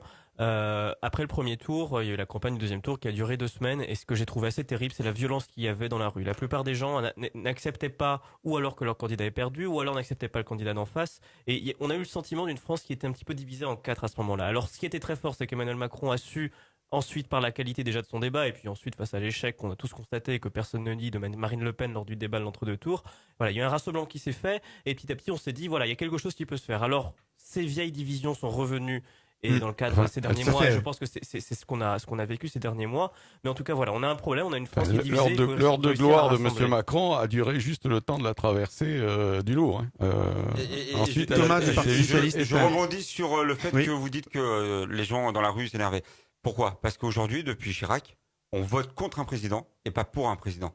Ça veut dire que tant que le vote blanc ne sera pas pris en compte, On va y venir et tant si on a que- le temps. Parce que là, ça... Tant que être chaud. on n'essaiera pas, moi je suis pour, mais ça c'est pareil, après c'est une question de démocratie, pour obliger les gens à voter, comment on fait pour voter pour un président à l'heure actuelle? On ne peut pas. J'ai déposé une proposition de loi pour vote obligatoire avec reconnaissance du vote blanc. Alors, Enfin, vote obligatoire, justement, mais Alors, quel quel est l'intérêt Non mais justement justement, on parle de la reconnaissance du vote blanc qui va souvent. Quel est l'intérêt justement du vote blanc Non mais alors justement, non mais souvent on parle de la reconnaissance du vote blanc avec l'obligation. Si le vote blanc est majoritaire, on recommence les élections. Non mais simple. souvent on parle du vote blanc pour que le vote blanc soit pris en compte. Souvent ça va de pair avec l'obligation de voter. Qu'est-ce que vous en pensez? Reconnaître le vote blanc, c'est une chose, mais aujourd'hui peut-être qu'il n'y a pas beaucoup de voix de vote blanc parce que les gens se disent je vais pas aller voter blanc, de toute façon ça sert à rien. Voilà, Si demain on force les gens à aller voter, c'est une obligation, Alors, vous n'avez pas le droit. D'abord, comment forcer les gens à aller voter? Il y a plein de pays où ça se Moi, je dirais fait. plutôt que les forcer, comment les inciter à aller voter? Plutôt les inciter, oui. Voilà. Il y aura même Bah, pas à parce les que- forcer si le vote est pris en compte. Alors, voilà, vous ce qu'il y a, c'est qu'on y croit pensez plus, de gilets jaunes. Alors peut-être pas, vous représentez pas tous les gilets jaunes. On vous représentez représente pas, vous-même. voilà. C'est bien de le dire, On le précise, on l'a pas parle précisé. plus en notre nom Voilà, personnel. tout à fait. Donc vous pensez en plateau que instaurer la reconnaissance du vote blanc, ça suffirait à inciter les gens à aller voter. Je pense qu'il faut se Mais méfier moi- des solutions Oui. miracles. Les solutions miracles, il faut toujours s'en méfier. Oui, je suis d'accord là-dessus parce que je pense que le vote blanc. Alors, je suis entièrement pour le vote blanc et je pense qu'il faut y arriver. Je pense qu'il faut redonner du sens aux élections et les partis politiques, dont celui que je représente, le Parti socialiste, on a en partie un tort qui a été la défiance aujourd'hui du politique qu'on peut voir et l'abstention qu'il y a. Il faut qu'on retrouve la confiance dans le politique, dans la parole politique et dans l'acte politique derrière une fois qu'on est élu. Et du moment où on remontrera que l'acte politique, il est effectif après l'élection, eh bien, les gens se redéplaceront. Et je le vois plus dans ce sens-là, moi, qu'une obligation de vote auquel je ne crois pas. Par contre, moi, je voulais revenir. Quand on dit qu'Emmanuel Macron a été fort dans le rassemblement, bon, moi, je peux pas aller jusque-là parce que face à Marine Le Pen, c'est pas le score qu'a fait Chirac face à son père. C'est un score qui est beaucoup plus bas. Donc, le rassemblement, il était quand même moyen là-dessus. Quand on parle d'une dose de proportionnel, moi, là-dessus, je suis entièrement d'accord que tout le monde soit représenté, que tout le monde puisse prendre la parole et que les débats aient lieu au sein de l'Assemblée nationale, ça me paraît essentiel et important. Et d'ailleurs, C'est sûr que mathématiquement parlant, on l'a entendu tout à l'heure, Jean-Marc l'a dit du Rassemblement national, 11 millions de voix, peu de députés, et beaucoup moins de voix, beaucoup plus de députés. C'est vrai qu'il y a quelque chose d'incohérent, faut reconnaître. Entendez bien ce que je dis. Il faut qu'il y ait des députés du Rassemblement national aujourd'hui. À l'Assemblée nationale, ils y sont, ils se font entendre, le débat, il est parlementaire. C'est très bien, on n'est pas d'accord avec eux, mais c'est pas grave, on débat et ça avance parce qu'il y a des gens qui votent pour eux, il faut qu'ils soient représentés. Ils devraient être beaucoup plus nombreux que ce qu'ils sont actuellement. Alors, juste, on l'a abordé tout à l'heure très rapidement, cette question de réduire les parlementaires d'un tiers, qui est une des propositions d'Emmanuel Macron. Alors, moi, ça, pour le coup, je voudrais juste y revenir parce que j'y crois pas. Sur cette réduction des parlementaires, j'y crois pas. Pour moi, c'est juste une proposition démagogique. Quand on veut plus de proximité entre le pouvoir et le citoyen, la seule chose qu'on va faire en réduisant le nombre de parlementaires, c'est éloigner l'élu du citoyen et faire en sorte que l'élu dans sa circonscription, il peut avoir accès aux citoyens. Et ben là, la circonscription, elle sera plus importante. Il ne faut pas que les élus soient encore plus accessibles aux citoyens. Par contre, ne trouvez-vous pas qu'il y a trop d'étages le maire, l'agglomération, le département, la région. Mais c'est pas des étages, c'est des choses qui sont différentes. Il faut pas le voir en étages. Alors, juste pour les députés, nous, on est tout à fait favorable à une diminution du nombre de députés et de sénateurs, sachant que nous avons à peu près un député pour 70 000 habitants, que si on compare avec les États-Unis, un député pour 70 000. Reprenez vos chiffres. Oui, vous dites quoi? C'est entre 80 et 130 000. Non, un député pour 70 000 habitants. L'Allemagne en a un pour 115 000 et les USA en ont un pour 604 000. Donc, alors, on va, parce qu'il nous reste de moins en moins de temps. Il nous reste de moins en moins de temps. Je voulais avoir votre avis. Attendez, vu qu'il nous reste vraiment plus beaucoup de temps, je voulais avoir votre avis sur les référendums aussi, qui sont rares. Voilà, on entend souvent qu'on questionne pas assez le peuple, c'est les revendications aussi des gilets jaunes, le RIC, etc. Faut-il, dans un premier temps, avoir recours plus souvent au référendum au niveau local et national, bien entendu. Et ne faut-il pas aussi, par exemple, tirer au sort des citoyens non élus pour les associer à une décision publique, comme on peut avoir dans la justice des jurés populaires? Moi, je tiens juste à dire, parce que on a parlé de ce sujet avant, mais je tiens juste à revenir sur le fait qu'il y a que 8 députés Front National à l'Assemblée nationale. Il y a une assemblée où il y a beaucoup plus de députés Front National, c'est le Parlement européen, où il y en a 24 sur les 72 ou 73 députés français. Et il y en aura avant. plus. Et je constate que le bilan n'est pas là, et que malgré la présence plus massive des députés, on n'a pas le sentiment que ça a amélioré la manière dont la gouvernance est faite, et ça n'a pas changé grand chose. Et donc les idées que vous portez, au final, quand vous avez effectivement des députés qui sont élus, ils ne les portent pas une fois au Parlement. Ils s'en servent juste pour financer. Sur le On verra si c'est vrai ou pas, mais les soupçons qui existent au niveau de l'argent, qui est la manière dont l'argent est dépensé, l'argent du Parlement européen par les élus Front National, sont quand même assez importants. Il nous reste 10 minutes, les référendums, justement, ce que je viens de dire juste avant. Qu'en pensez-vous? C'est l'avenir et on va utiliser notamment les outils d'Internet, la blockchain et d'autres systèmes qui existent autour de ça. Il faut s'y préparer. Ça va être un bouleversement de notre démocratie. J'avoue que donc plus de questionnement du peuple. J'avoue que c'est quelque chose que je n'arrive pas encore à maîtriser. Il faut aussi le dire à un moment donné, mais que je sens venir. C'est-à-dire que ce que j'ai connu depuis l'âge de 18 ans que je vote est en train d'être révolu et qu'un autre système démocratique va advenir. Il faut que ce soit un système démocratique qui nous permette de conduire dans l'intérêt de la nation, dans l'intérêt des citoyens. Et je rajouterais juste que pour le référendum, il faudrait-il encore qu'un président respecte son peuple pour leur demander le... On va voir ce qui ressortira peut-être de ces grands débats ou autres. Je sais pas, justement, l'avis de la majorité, Yanis de la République En Marche, sur l'emploi des référendums. Plus de questionnement du peuple. Évidemment, plus on consulte le peuple, en général, mieux c'est. Après, il faut voir dans quelles conditions il est consulté. Pour le moment, c'est pas le cas. Vous êtes d'accord avec nous? En tout cas, il n'y a pas eu de référendum. Parce que le président a évoqué vaguement peut-être un référendum après le grand débat. On a entendu parler de ça depuis 2005, et c'est vrai que malheureusement, et c'est quelque chose que je regrette, le résultat du référendum de 2005 a été ensuite plus ou moins dévié, et c'est quelque chose qui, je pense. Une question aussi. Bref. Alors, on a entendu parler peut-être que le président, il y aurait peut-être une synthèse du grand débat, et peut-être pourquoi pas un référendum le 26 mai lors des élections. Ce qui me semble extrêmement important, c'est qu'en tout cas, une fois qu'on aura ce référendum, s'il a lieu, que les gens répondent aux questions qui leur sont posées. Parce que malheureusement, à condition que les questions soient claires, parce que sur ce débat-là, on comprend pas tout. Parce que quand on a eu le débat sur le référendum sur l'Europe, il était totalement incompréhensible. Et de toute façon, ça serait complètement anormal de mettre le référendum le jour des élections européennes. Ça serait de l'enfumage. Ça serait de l'enfumage. Aux dernières nouvelles, c'était ce qui était prévu. Non. Mais enfin, c'est vrai que le gouvernement revient souvent en arrière. Mais d'ailleurs, là-dessus, effectivement, on aimerait bien savoir la finalité de ce grand débat. Parce que, nous, on est tout à fait partants pour y aller à fond. Très bien, il y a des espaces de débat, on débat. On y va, on discute. Mais par contre, qu'est-ce qu'il en sort? Ça serait bien que le gouvernement arrive à nous montrer une ligne de mire et que ça soit pas un référendum fourre-tout. Un référendum fourre-tout à la fin serait catastrophique. Nous, on prône une chose pour passer entre le grand débat et le vote du peuple. C'est une conférence sociale où on met en place les corps intermédiaires. Parce que je pense qu'on a besoin, à un moment, d'experts qui puissent, sur les différentes questions qui sont abordées dans le grand débat, apporter des réponses claires et qui puissent aller dans la négociation avec la République En Marche, que ça soit pas juste le président qui, à l'issue des débats, fait un petit méli-mélo et propose un référendum. Qu'est-ce qui est prévu? Est-ce qu'il y a une tendance Yanis de la République En Marche? Ce que je sais, alors première chose déjà, j'espère qu'on n'aura pas de procès d'intention, parce que j'entends beaucoup de procès d'intention depuis le début du grand débat, et heureusement petit à petit ils sont levés au fur et à mesure que les éléments sont annoncés.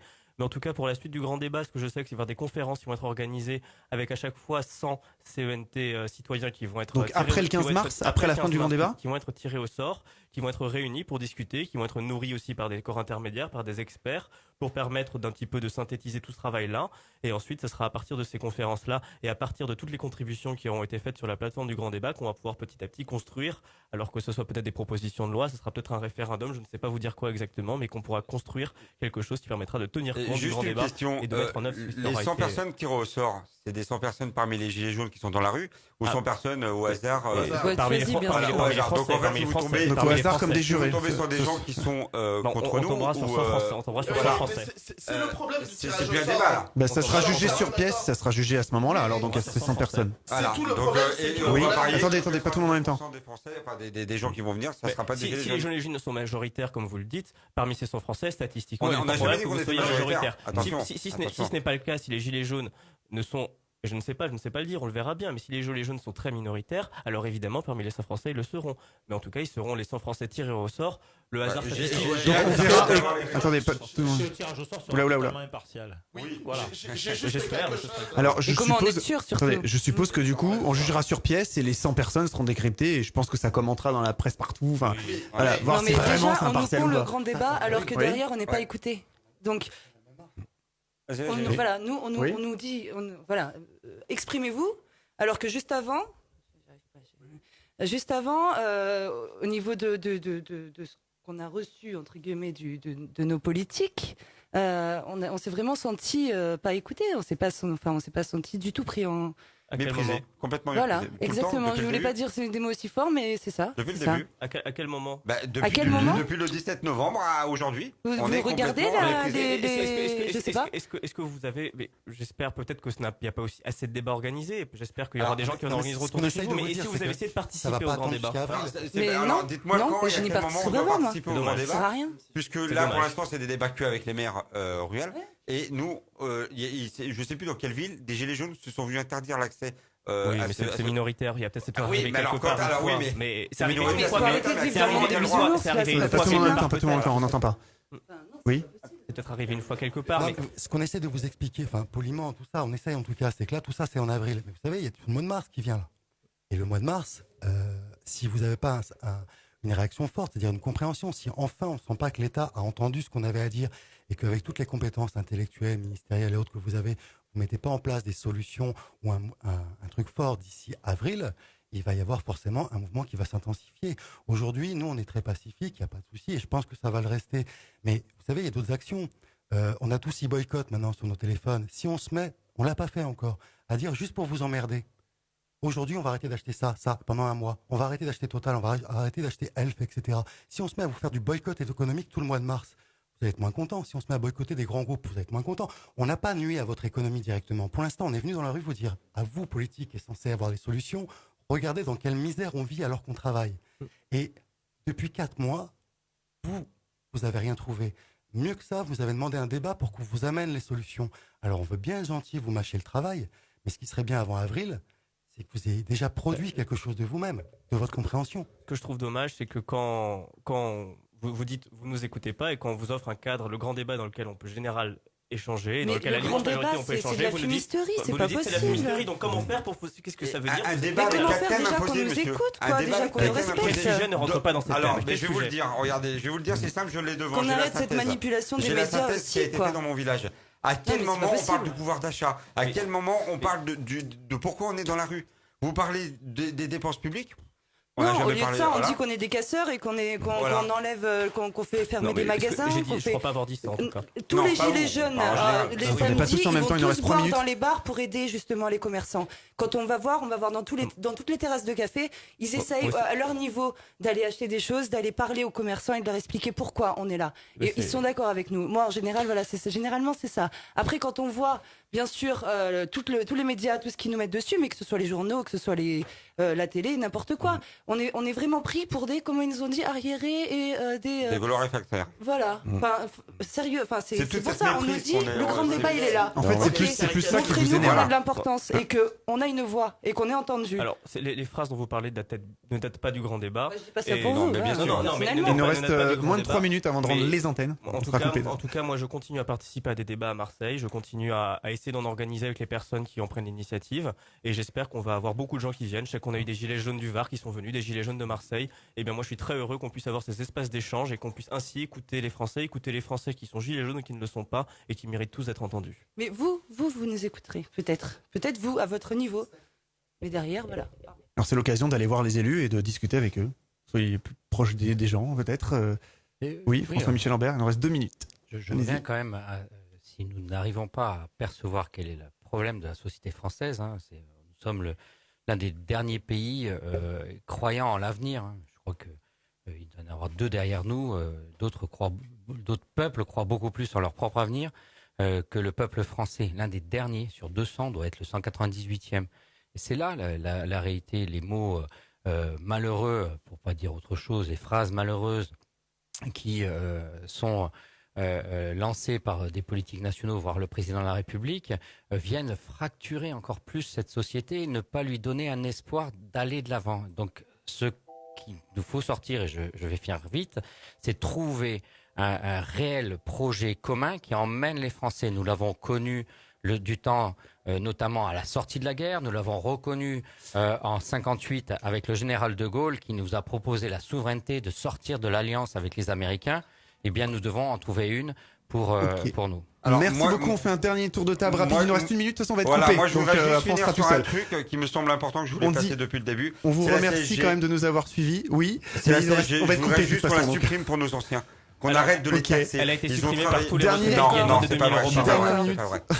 Il nous reste une minute chrono. Merci à tous. Je dis au revoir. Et s'il vous plaît, les retraités, montez leur retraite minimum de 1500 €, c'est la moindre des choses. Merci à vous de nous avoir suivis. Merci Yanis Roussel de La République En Marche. Merci Thierry Roller. Merci de nous avoir reçus. Mais de rien. Merci Thierry Roller du premier secrétaire du parti Thomas Roller du Parti Socialiste. Jean-Michel Ménichini du Rassemblement. Jean-Marc Ménichini, responsable du Rassemblement National de la 6e circonscription du Var. Je vois des fois. François-Michel Lambert, monsieur le député a des Jackie Michel, c'est sympa. C'est pour ceux qui ne voient pas. Donc, monsieur le député a de l'humour, merci pour terminer le débat. Thomas Roller du premier secrétaire du Parti Socialiste, Stéphanie Don, Gilet jaune, David Grisson, Gilet jaune, Patrick Delebré, Gilet jaune, représentant les jeunes, Émeric Audibert, Gilet jaune, et Hugo Naël, gendarme réserviste, représentant la gendarmerie. Il nous reste 5 secondes. Bonsoir merci à tous. Bye bye. Merci. Merci de nous avoir suivis. Bye bye.